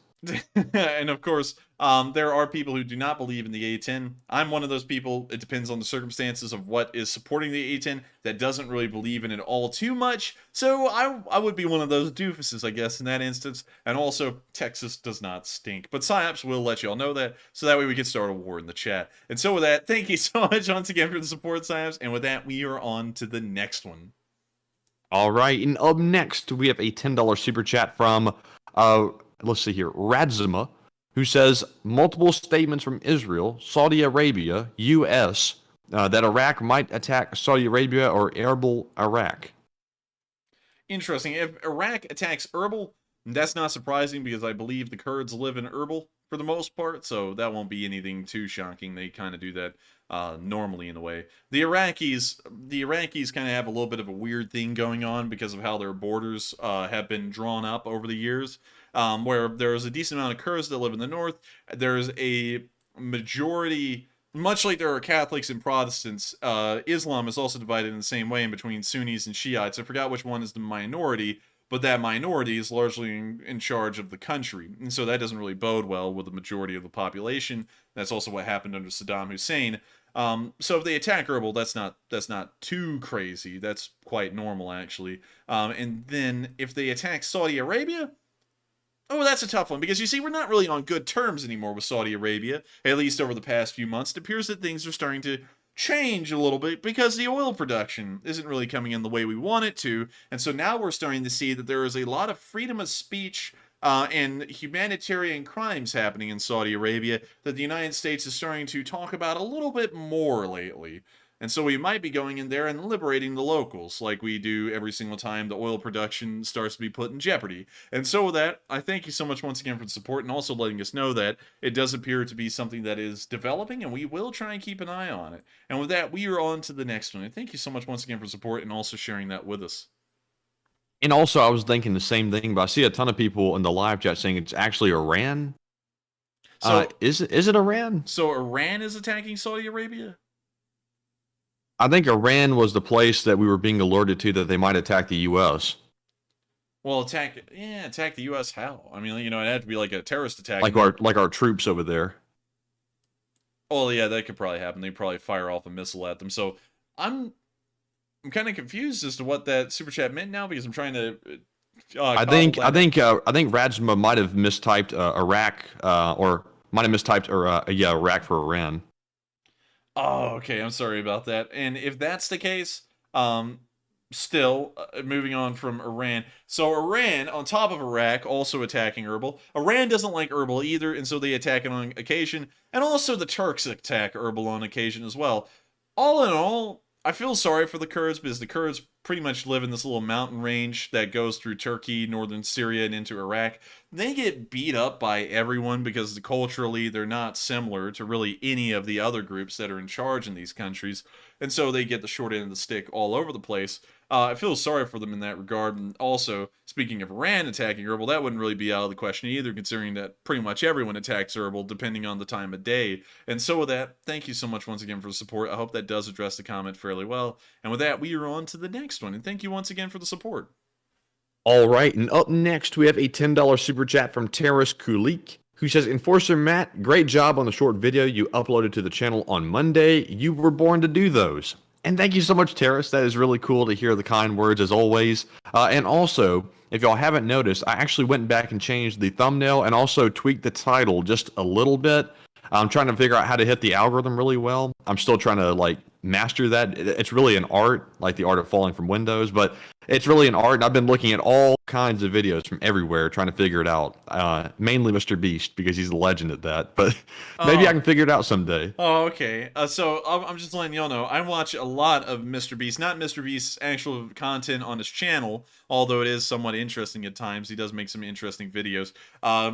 Usually it's his interviews that he does with other channels. He explains a lot about how the YouTube algorithm works and how people get interested and keep watching videos, and I've been trying to watch that, not really for the streams. Streams are their own beast, and so get the joke, the pun there, but they're their own beast, so there really is no way to really maximize these things on the algorithms or anything, and it doesn't really matter. It's the news, so people watch it whether they're interested or not, and hopefully we can make it entertaining enough that y'all can continue to watch it, not really get bored hearing the news or get down in the dumps as well. So I also have been watching Mr. Beast, but Matthew used to make fun of me. He's like, "Oh, why do you watch Mr. Beast?" You know, but now I don't really watch Mr. Beast. I just watch the videos about how he games the algorithm, basically. Well, I mean, like, he does a pretty good job too. And so that we are on to the next one. We're also going to be, you know, of course, we're always trying in the background with the videos to see if we can get them to do incredibly well, because that would be pretty neat to have a lot of videos that people watch a whole load and also enjoy as well. And so with that, we are on to the next one. All right, and up next, we have another $10 super chat from Psyops. And Psyops, I have to admit, I'm not that good at impressions, so I'm going to have to forego doing the impression on this one to just read it off normally. But if the enforcer wants to reread it with the accent on it, he can. But Psyops says, Mr. T here, I pity the fool who can't see the A-10 as the best air support platform, and also Texas stinks. I pity the fool that doesn't think that the A-10 wouldn't be good playing. I hope that was good. I don't feel like that was good at all, because honestly, I have only heard Mr. T once. So I don't know if that was a good Mr. T at all. But still, I thank you for the support, Psyops. And also, it looks like you're still on the A-10. So, I mean, like, you know, can't blame you. And so with that, I hope that does address the comment fairly well. And thank you so much once again for the support, Psyops, and helping this channel to keep on running. And with that, we are on to the next one. And thank you once again. All right, and next up, Psyops does a Mr. Rogers statement. He puts in another $10 donation and says, Mr. Rogers here, no neighbor of mine would ever not accept the love of the A-10 Warthog and Texas Stinks. And also, I thank you so much for the support once again, Psyops. And I guess he's trying to see how many voices we can do. I can't do Mr. Rogers at all. I've tried it before, can't do it. I know that Bob Ross is next somewhere down the line, and I might be able to do that one. Matthew might be able to do that one too. But with this one, I'm going to have to just tap out. I can't even say that, but I still have to agree. The A-10 is a pretty decent plane, depending on what's supporting it. And so with that, we are on to the next one. And thank you once again. And next up, we have a $10 super chat from Psyops who says, Bob Ross here. How did you know that was coming? I saw it earlier, and I was like, Bob Ross. I was like, that's an interesting one. Bob Ross here. I'll never make another happy little tree as long as there are evil ones out there who support. Can't see the beauty in the A-10 close air support. Texas stinks. Matthew, I think you just got Bob Ross mixed up with Mr. Rogers, because that sounded more like Mr. Rogers than Bob Ross. I think they were brothers. No, they weren't. That's a lie. Did y'all know? Hey guys, did y'all know that Mr. Rogers was a SEAL, a Navy SEAL? He really was, guys. I can't stand that. Like, he was never a Navy SEAL. And I don't know why people keep on telling that story. It's just, like, come on. You know, anyways, with that, hi everyone, I am Bob Ross, and we're going to be painting a happy little tree here in the corner. It's just a happy little tree. We're gonna give it a little friend over here too, and I don't know. And now we're gonna take the brush and beat the devil out of it. And just beat the devil out of it, you know, just really put it on there at the canvas. And I heard that one of y'all is colorblind and y'all can't see colors, and so we're going to be doing a painting in the grayscale. I thought that was a really nice little video. Did you ever see that one, Matthew? I've seen like one or two. I might have. He got a letter from one of his viewers, and they said that they were colorblind, and so they couldn't really see all of the colors on the canvas. And so Bob Ross made an entire special episode for the colorblind viewer on how to make a painting with a grayscale, so that way they didn't have to worry about color or anything like that. They could just worry about, I guess you could say, the content of the painting, which I thought was really nice of them to do. And so that was a cool little tidbit about Bob Ross. Bob Ross was a cool guy. Everyone knows Bob Ross. And of course, I thank you so much once again for the support, Sibes, and I hope you enjoyed our impression of that, although I feel like it was very bad. And with that, we are on to the next one. All right, and up next, we have a $10 super chat from Shin Agu, who says, what do you think Iran's angle is for helping Russia? Is it just for the money or to spite others, etc.? Well, usually I go with that the Iranians' angle is usually acute or obtuse. It's never really a right angle because they never do anything right, so usually they're just quite obtuse or being very acute about the whole thing. And of course, I'm just kidding. If you don't get the joke, you get the joke. But anyways, moving back to the question and answering it seriously, I think that Iran's ends here is to just support anyone that's anti-Western. If y'all don't know anything about Iran, they fund a decent amount of terrorists around the world. And so if there is any way that they can help to destabilize the West, they're just going to support whoever's doing it. And right now, Russia is that, I guess you could say, engine of progress for them and their ends. And so they're going to support them for that reason. And so with that, I thank you so much once again for support. I hope that does address the comment fairly well. And with that, we are on to the next one. And thank you once again. All right. And up next, we have a super chat from Richard Philpott, who says, Big Trees / Ebbets Pass, California, home sweet home. Big Tree, California. Big Tree, California. Is this in a national park? I feel like this ought to be connected to the Sequoia National Forest, you know, calling it Big Tree State Park. It is, I believe. Nope. I don't know. Nope, those aren't sequoias. But those are some massive pines. Good God, those are tall. Oh, hang on, we got to take a look at this park here now. Jeez. Okay, yeah, there's sequoias here. So they are sequoias. Let's see. You can see. Wow, isn't this crazy, Matthew? Here's an incense cedar, and we don't have any of these in Alabama, but we have been through Colorado, and these were quite tall, you know, and that's how big a giant sequoia is compared to an incense cedar that we saw in the mountains of Colorado. It is. It's pretty big. Man, he's just like, it is. Moving on, we could see, is this a giant sequoia that was cut down? Surely they wouldn't cut it down. How the hell do you cut it down anyway? What kind of chainsaw to use on that? I don't think he used a chainsaw, man. I think the thing was probably cut down to like the early 1900s using like a massive handsaw. Also, sadly, Paul Bunyan enters the chat. With my double-bladed axe and my hobnail boots, I Oh go yeah, where the Paul timber Bunyan is definitely tall. did that. Yeah. When there's work to be done, no mess around, just sing right out for Paul. Hey, Paul. You know, anyways, we're moving on. That's a whole bunch of nostalgia right there. I love the Disney cartoons. Anyways, looks really like a nice freaking park. You live in a nice place, or you go to a nice park, one or the other. I would like to go here and take a look at this thing. Also, look at the little shack. That's like straight out of a movie. But what a neat place. That almost made me think it was a snake. I thought that was a giant snake. I was going to be like, oh my God. I was like, I'm not going there now. And now we can see some massive tree that doesn't have any limbs on it. But I mean, like, this is cool. This is a really neat park. And so with that, I thank you so much once again for the support and also letting us take a look at this little spot in California. A neat place. And I wonder what the rest of California looks like, because everyone always talks about the big cities, San Francisco, Los Angeles, San Diego, but what does the rest of the place look like? Because it looks like it's full of natural beauty, much like Colorado or Wyoming or Utah is. And so with that, we are on to the next one. And I haven't been to Nevada. I think Nevada's ugly. I just never been there to see it. And so with that, we are on to the next one. And thank you once again for support and letting us take a look at where you come from.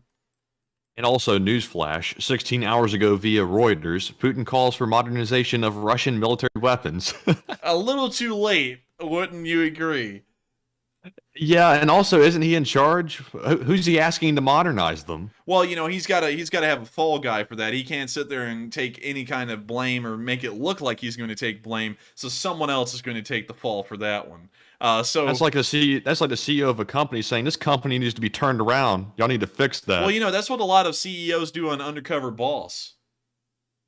Yeah, somewhat. Yeah, you know, like the CEO of Hooters, you know, like that guy, he went in there and saw like the managers abusing the staff, and he's sitting there like, gee, I don't know who in the world let this company get that far. You did, man. You've been there for 8 years. It's like, what are you talking about? Like, you know, that's also like Golden Crust.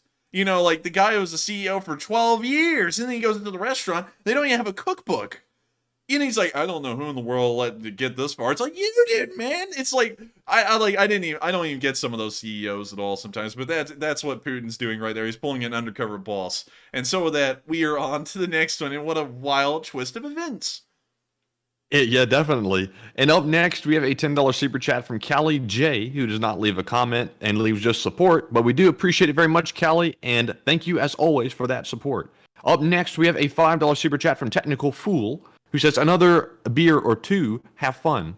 Root beer or two. And thank you so much for your support, Technical Fool. Of course, we don't, well, Matty doesn't drink. He's of drinking age, but he doesn't drink. I don't think I'm really going to drink either. I'm not a big fan of the drink, but I do like root beer. I really do love root beer on an occasion. I can't drink too much sugar, but still, it's pretty decent tasting. And so, with that, I thank you so much for the support. I'll make sure to get myself some more root beers, and I think next time, I'm not going to get IBC cream sodas. I'm just going to get the normal either Dad's Root Beer, which is a really good brand of root beer. Check that one out if you haven't had it. Or IBC normal root beer. IBC is kind of like my go-to. I love their, I guess you could say, brew the best. If it's even a brew, it's a root beer, so it's not really a brew. It's more like a concoction or a drink. I like it the best. And some people are talking about sassafras.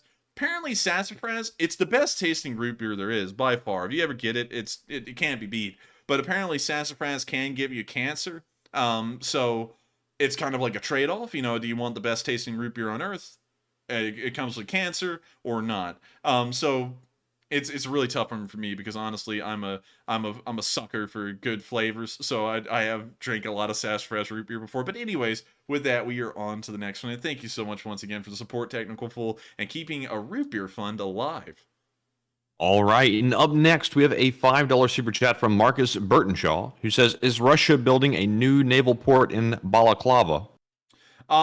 The Russians, as far as I know, are not building a new naval port anywhere in Crimea. I believe Balaclava is not that far north of Sevastopol, if I'm correct. Balaclava, Sevastopol. Actually, it's south. Sorry about that. It's not north, it's south. But I don't think they're building a new port here because this is mostly mountainous, rocky outcropping. Sevastopol is somewhat similar, but it's not so much the case. There is at least enough flat ground to have port infrastructure. Over here, however, that would be a massive industrial undertaking and probably take a lot of money and time and years to make. So I'm not sure if they are or aren't. I might be wrong. They may be in the process of doing that. They do have a small little like yacht-sized port here, but that's not big enough to expand into a naval base. And so with that, I hope that does address the question fairly well. And thank you once again for the support. And so with that, we are on to the next one. And thank you once again. And up next, we have a $5 super chat from Radzma, once again, who says that was actually an Iran attack, not a Iraq attack. Sorry. And thank you for the support again. And also, I think we did correct that a little bit earlier. And sorry that we did get that wrong. We thought it was Iraq, but even then, the situation with attacking Erbil really doesn't change, even with Iraq owning Erbil. But still, I thank you so much once again for the support. And I hope we were able to correct that a little bit earlier and assess that well enough. And so with that, thank you so much once again for the support. I hope that does address the comment fairly well. And with that, we are on to the next one. And up next, we have a $10 super chat from Chris T, who says, thank you both for still following this important global war. I just heard you say that you only drink root beer. If you ever come to the Carolinas, hit me up and we'll have a good time. And thank you so much for the support, Chris T. Of course, it does mean a lot for us to get support on this channel. One thing, though, with alcohol is that I have been around friends that have drank, and it's I just don't really see where it's fun, you know, because it just seems like, you know, you're just drinking a drink, honestly, and it smells pretty rough. I'm just not really a big fan of the concept, you know, sadly. That's just me. But of course, you know, there's always a time and a place for it, you know, social drinking, stuff like that. I haven't done it yet, not old enough to do it yet, but I'm sure that at some point I'll probably drink something here and there, but it won't be a lot of it, and it won't be often, most likely. But with that, I thank you once again for the support, Chris T, and the offer as well. And so with that, we are on to the next one, and thank you once again. And up next, we have a $5 super chat from OCB, who says, have you heard today of the Russian MMA fighter Alexander Pisarev, 33, that got poisoned? Do you care to comment, please? And Slava Ukraine. No, I do not care to comment. I'm just playing. I have not heard about that. That's something that has slipped under the radar on this channel because we mostly cover Frontline news, so usually that kind of news just kind of goes right over us, and I don't even see it. But that is pretty interesting to hear, and if we can get some more information on that, that would be pretty interesting to look into. And so with that, I thank you so much once again for the support. I can't really comment as to why he was poisoned. It may be multiple reasons. It may not even be the Russians that poisoned him. It may be someone else. But with that, thank you so much once again. I hope that does address the comment fairly well. And with that, we are on to the next one. And thank you so much once again. All right, and up next, we have a $5 super chat from SP Detectors, who says, "Can you show the downtown of my home city, let's see here, how do you pronounce that? Blagoevgrad in Bulgaria." Bulgaria. So it's the only part you could get out of that was Bulgaria. Yeah, so I don't know. Is it Boltivgrad, Matthew? I found it. Blagoevgrad. It's Blagoevgrad. So let's go down here and let's take a look at this town. I said that really confidently, like I was correct, Matthew. I might be incredibly wrong too. It sounded like you butchered it a little bit too, but better than me. So let's take a look. Why? Okay, the street. Okay, the street looks pretty rough, but then again, it's freezing cold down here. It looks like so. They may be a bad road because of shrinkage. That's the best way for me to say it. Could be the expanding and shrinking of the roads through the seasons, but it looks like a neat town. Let's go for a little bit further down this road. Okay, so now it's summer. So let's look back down that road. Okay, so the winter is why it didn't look good. By and large, it doesn't look that bad. It actually looks pretty neat. They got a tiny little carousel right there. Let's drop down in another spot of the town, and let's take a look at it as well.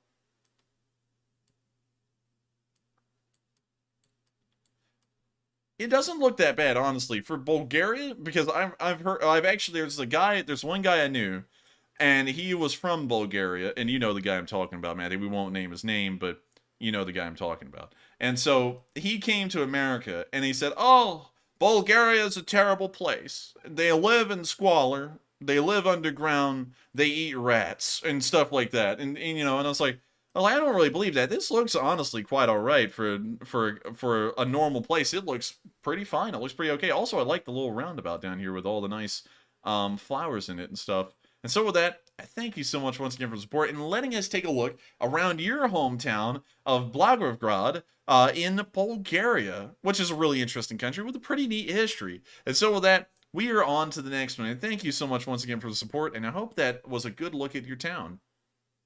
All right, and up next, we have a $10 super chat from Sausage Gravy Biscuit, who says, "Once again, your favorite breakfast food, coming to you from Amargosa Valley, Nevada, home of Area 51 Alien Cafe, and much love." And thank you so much, Sausage Gravy Biscuit. And now we know where you're from, you little slimy piece of bakery concoction. You're at the Area 51 Alien Center. Wait a minute, is he here? No, he's not. He's not in that specific area. There's like nothing there. That's insane. If you're here, there's nothing here. How do you get internet service out there? How do you? I mean, like, that is insane. Where's Area 51 out here, by the way? Because if it's the Area 51 Cafe, where's Area 51? It would be, I think north. North. Zoom out a little bit. Wait, I think that nope. It's a dry lake bed. I know that. It's Groom Lake. I think it's north, but zoom out a little bit. That might be it, right where your cursor was, right there. Right here? Maybe so. Nope, no, that's another dry lake bed. Just punch it in the search bar; it'll bring you right to it. Let's make sure to remember Amargosa so that way we can return to it real quick. So, Groom Lake, Nevada. Oh crap! Oh, it was right there. Yeah, we literally just missed the thing. It was right there. Wait, let me put that in again. So, okay. Wow, you could miss that quite easily, actually. In fact, we did. Let's take a look at this. So, wow, did they not censor anything out here? Nah, I think this is old. Like, is this recent photography? Yeah, this is taken in 2022 or 2021. Huh. So we got a bunch of random industrial equipment out here, and we have some fuel silos or something similar. Have a couple of vehicles out here near this hangar. Some more industrial equipment, a lot of cement mixers. Also just more random industrial and construction equipment. Have a large facility. We can see that, no, it's a hangar bay. So moving down here, larger hangar bay. This looks like a dual hangar bay. Got a couple of aircraft, Janet Airlines aircraft, most likely. Yep. You remember? I think it was like a year back. They got caught with one of the secret aircraft. That was like the cover was taken off the top of it, and it was like out in the open, and it got caught on satellite. Oh yeah. I remember that. Yeah. Yeah. Somebody forgot to put the like tarp over it. Yeah, that's and also are these like dormitory? No, no, I think these are some kind of storage units or something. I was like, there's That's no where they wa- keep the aliens. Yeah, that's where they keep the aliens. I know. Now, one thing I'll say is that Area 51 is not as clandestine as most people think. It's most likely being, of course, it's used. We know a little bit about its history. It was used in development and the testing of the F-117 Nighthawk as well as the SR-71 Blackbird. So this is where a lot, or probably some of the top secret programs that the government's okay with being spied on are kept. Because, of course, you got to remember that not everything's foolproof. I'm sure that there are spies in Area 51 right now that are trying to gather information on what the U.S. is doing here. So there are probably other air bases around the nation, other places, one of them may be in Alabama, where even more classified, more secret equipment is being kept in a lot lower profile. But let's take a look here.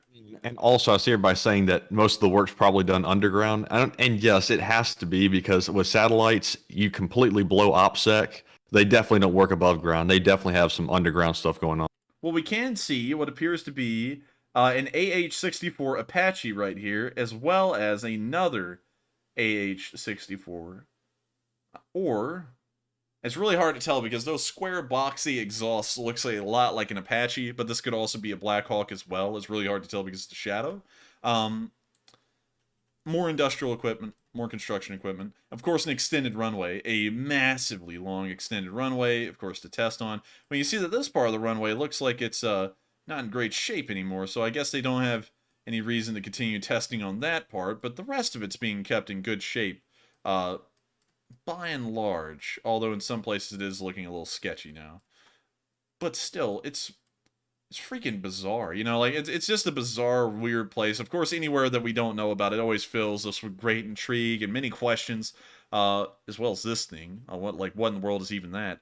But still, really cool. So anyways, let's get back to Amargosa Valley, because we didn't even cover that. We went straight to Area 51. So let's get down here on Street View. What is this? Oh, look, wait a minute, did you see that? It was a UFO. Look at that. Oh, that's pretty cool. That's pretty cool. That's pretty neat. Google's trying to be cute. Yeah, trying to do a little bit of fan service. Oh my god, it's literally just a desert. Well, you can see that from space, duh, but still, that's crazy to see. This is just nothing. That is insane. If you live out here, I don't even know how you're getting internet. It's just literally the middle of the desert. I'd honestly like to go out there and see that. That's just insane. And so with that, I thank you so much for the support, Sausage Gravy Biscuit, and letting us know the general area where you're at. That is pretty cool. And also, you can see all of the road systems going through the desert because they just stick out like sore thumbs wherever anyone's driving. But with that, we are on to the next one. And thank you once again for the support. And up next, we have a $5 super chat from Dean London, who says, enjoy it a lot, UK. Ukraine, make it through. Good job, guys. Love the support and the drive. It's very important.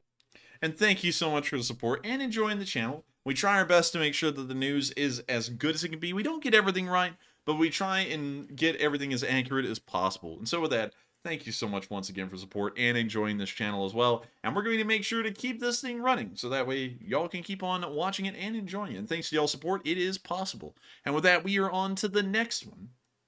All right. And also, we have about 15 super chats left. So up next, we have a $5 donation from Barb, who says, please take a look at my town in Sebastopol, north of San Francisco, close to the Pacific Ocean. Wow, you really threw me for a loop there. I was like, we kind of looked at Sebastopol a lot. But let's see. North of San Francisco. So, Sebastopol. Welcome to Sebastopol Station. If y'all know what I'm talking about, you know. Sebastopol. It's spelled with a... It's spelled with a B instead of a V. But let's drop down here and take a look around Ives Park. Unfortunately, did you see that super chat coming with nobody's name on it? It tells us about airstrips out there in Nevada. They're literally in Area 51 right now. Yeah, unlike other that's suspicious. The government's here. There's no name on that, no face or anything. I've never seen that before. To our NSA and FBI agents, if y'all could compile a small file of non-classified information about Area 51 for us to present, we would be greatly appreciative. Of course, just drop it by in a black Tahoe outside of our apartment. We would be greatly appreciative for any information you can provide. Thank you so much in advance. But moving on through the town of Sebastopol, it's really neat, actually. This honestly looks like that the town, or at least the area, that was used in that movie where Arnold Schwarzenegger was the kindergarten teacher. And it looks just like it. It's really neat. And also, I like the trees. The trees are quite beautiful as well. And so with that, I thank you so much once again for the support. I hope you enjoyed us taking a look at your hometown of Sebastopol in California. And with that, we are on to the next one. And thank you once again. Right, and to the Fed in the chat who puts in a $10 donation, who says, look in the other basins of Nevada. You will see many other airstrips north and west of Vegas. Groom Lake is old now. Cheers.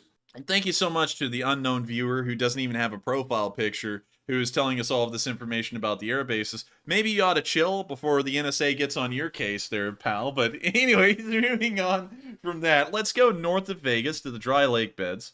Don't see an airfield at that one. Not that one. Not that one either. At least one we can't see. Well, wait a minute. No, wait. Creech. Yeah, freaking Creech. So let's see if we have any aircraft that are visible on the tarmac.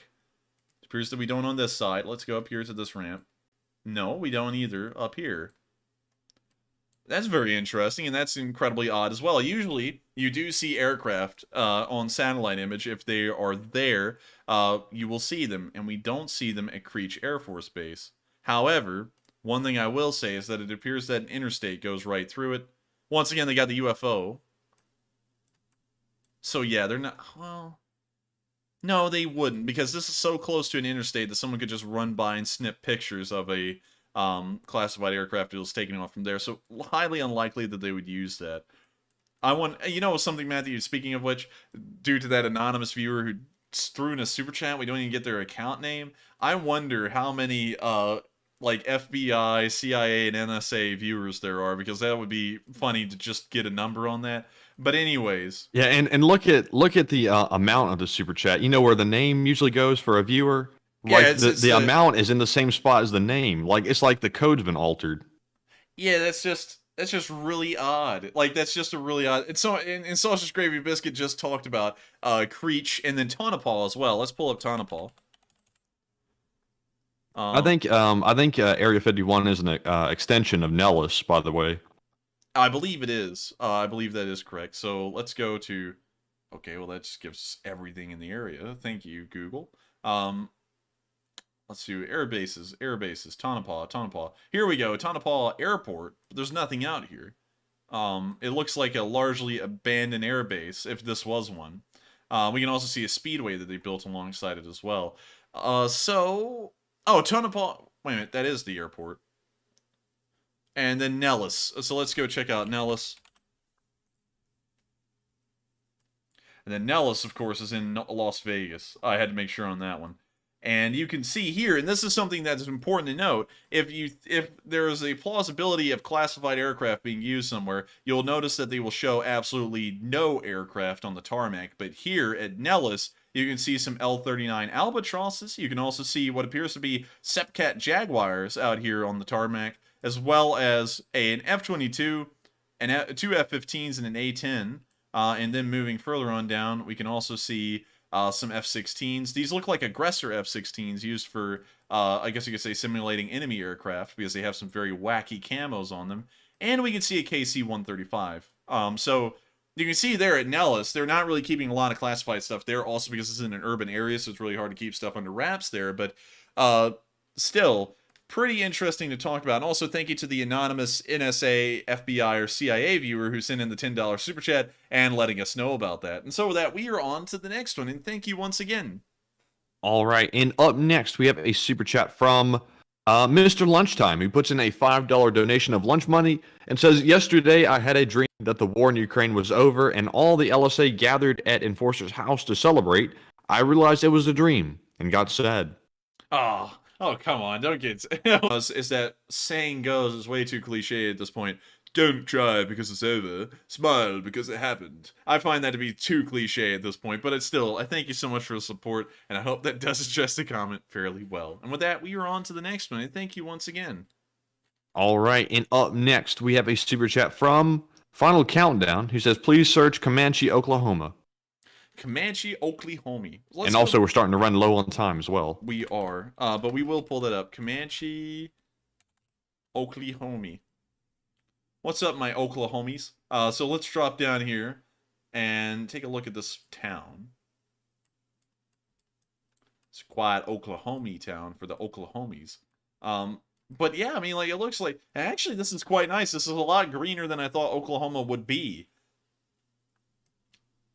Interesting. And so with that, I thank you for the support, and I hope you enjoyed us taking a look at Comanche, Oklahoma. And so with that, we're now going to be moving on. Was that our last super chat? Are you sure about that, Matthew? Because I think I see one from Sausage Gravy Biscuit again. Oh no, we still have several to go. Oh crap, really? Yeah, we have a lot. Oh, how many? Let's see. At least 12.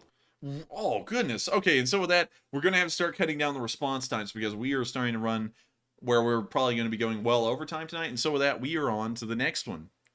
All right, and up next, we have a $5 super chat from Flying Over, who does not leave a comment. But Flying Over, thank you very much for that support, and we do appreciate it very much. We also have a $5 super chat from Dubsy Dabster, who says, Enforcer, you brought up St. Augustine yesterday. I'm sure you've seen the fort there.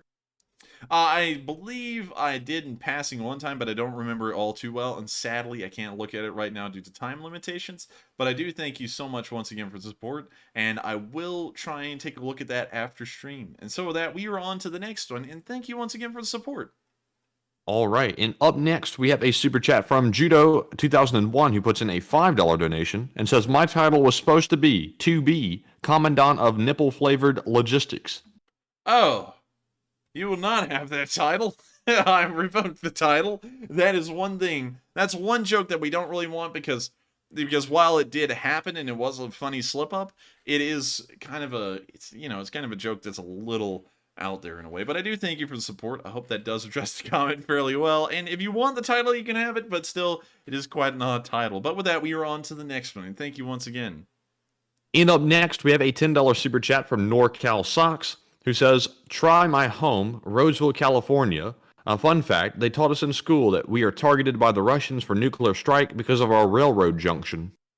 And thank you for the support, and that's probably true. I believe that Roseville, if I am correct, is a major rail yard right there. And so they would probably target Roseville. I hate to tell you that. You know, it's kind of a sad reality. But they would probably target it. And also, it looks like a nice place when we drop down on Street View right here.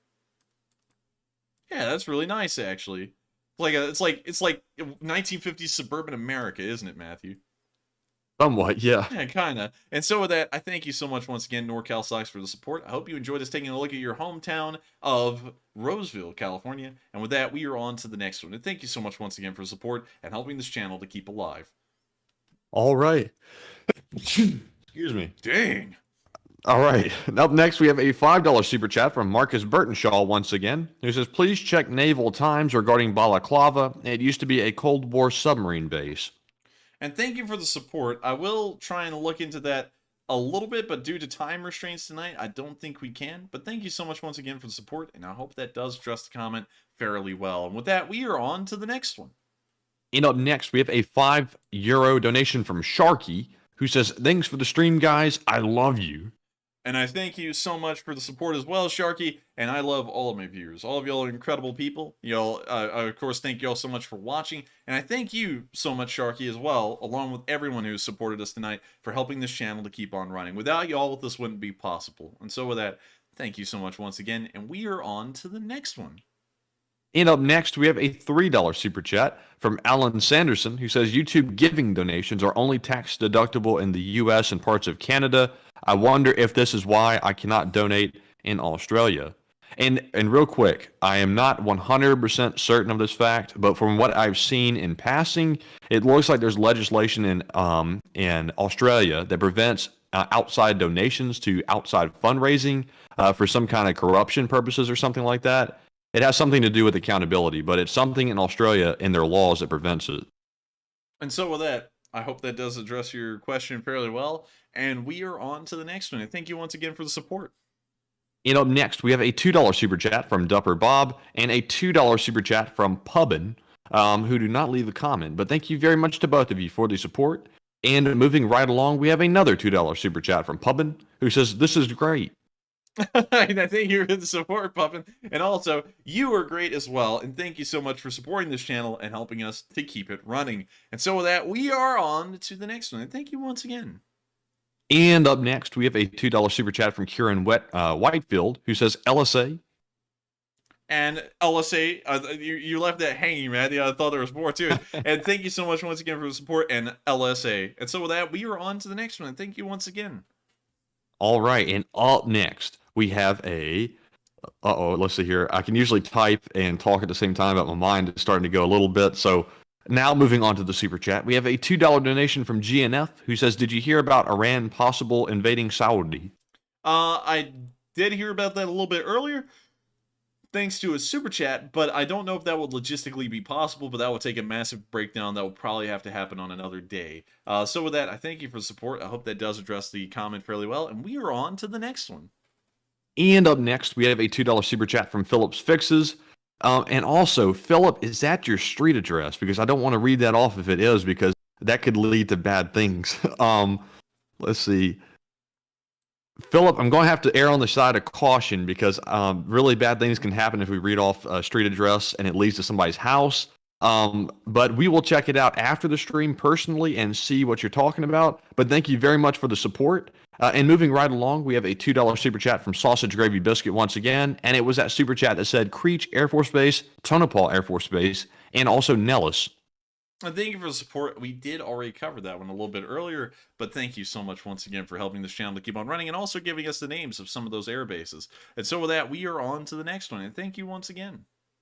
All right. And up next, we have a $2 super chat from Sausage Gravy Biscuit, who says, no Fed here. Laughing face. And thank you so for the support, Sausage Gravy Biscuit. And you never know. I'm sure that on a decent amount of YouTube channels, there's always someone who goes around and looks at them here and there because, you know, free speech is free in this country. But, you know, there's always someone out there who will check in every once in a while. And well, so, we actually do know one or two Feds watching the channel, actually. Really?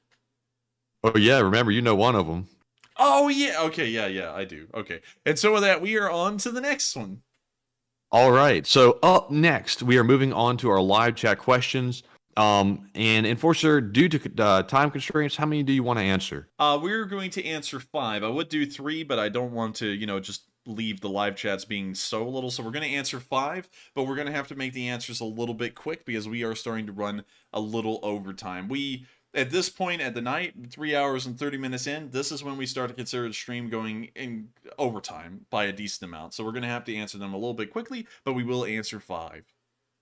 All right. So first up, we have a question from Tanks a Lot, who says, does a leader like Putin have someone taste his food and drink every time before he eats, or not? Most likely so, especially someone who's as paranoid as him, having a prior history in the KGB like he does. He most likely does, although I don't know that for certain right now. And so with that, I hope that answers that question. We are on to the next one. All right. And up next, we have a question from Adam, who says, could Ukrainian corruption in the military be how the Russians got so far so fast early in the war? Well, there was, from what we could tell, and Zelensky did admit it, a decent amount of corruption in the top command of the southern units, and that's how the Russians made it to Kherson within the first week. So that is the case, but it seems like that corruption was rooted out quite quickly, and those commanders were replaced. What was that? Huh? There was like some kind of a screeching noise behind me, like a door opening or something. But with that, I hope that does address the comment fairly well. And with that, we are on to the next one. And also, where'd you hear that come from, by the way? It came from my closet, but I know that there's nothing in there because there's no way for anyone to get in there, you know. So with that, we are on to the next one.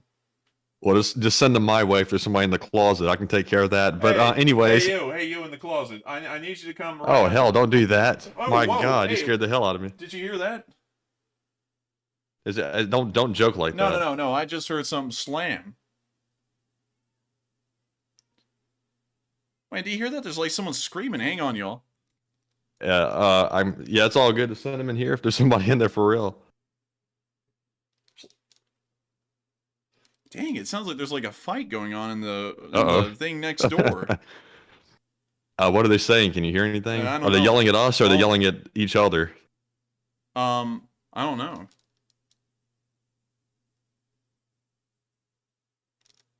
I think the mic picked it up.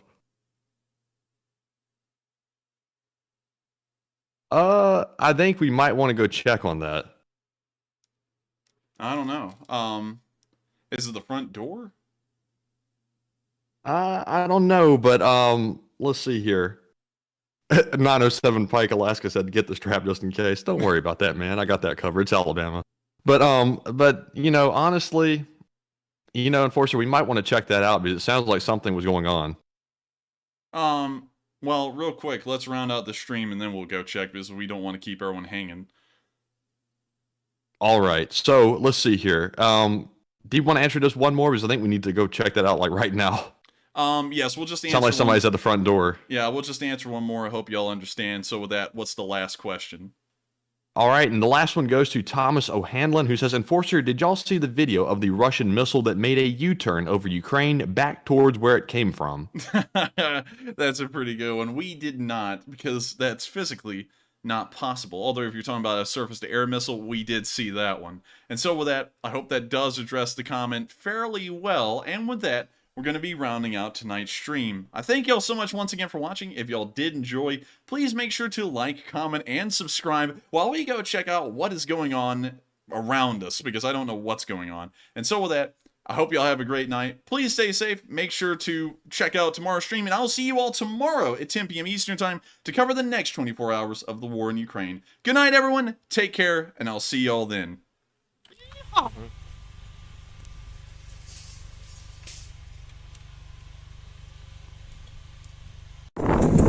Yes. The Leaf Spring Army sends its regards.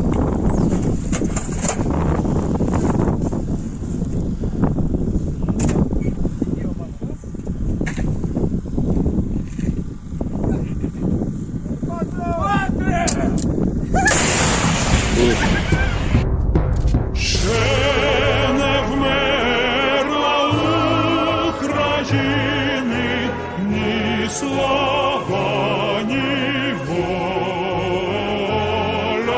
Ще нам, браття українці, усміхнеться доля. Згинуть наші вороженьки, як роса на сонці. Запануємо ми, браття, у своїй сторонці. Душу й тіло ми положим за нашу свободу і покажем, що ми браття козацького роду. Душу й тіло ми положим за нашу свободу.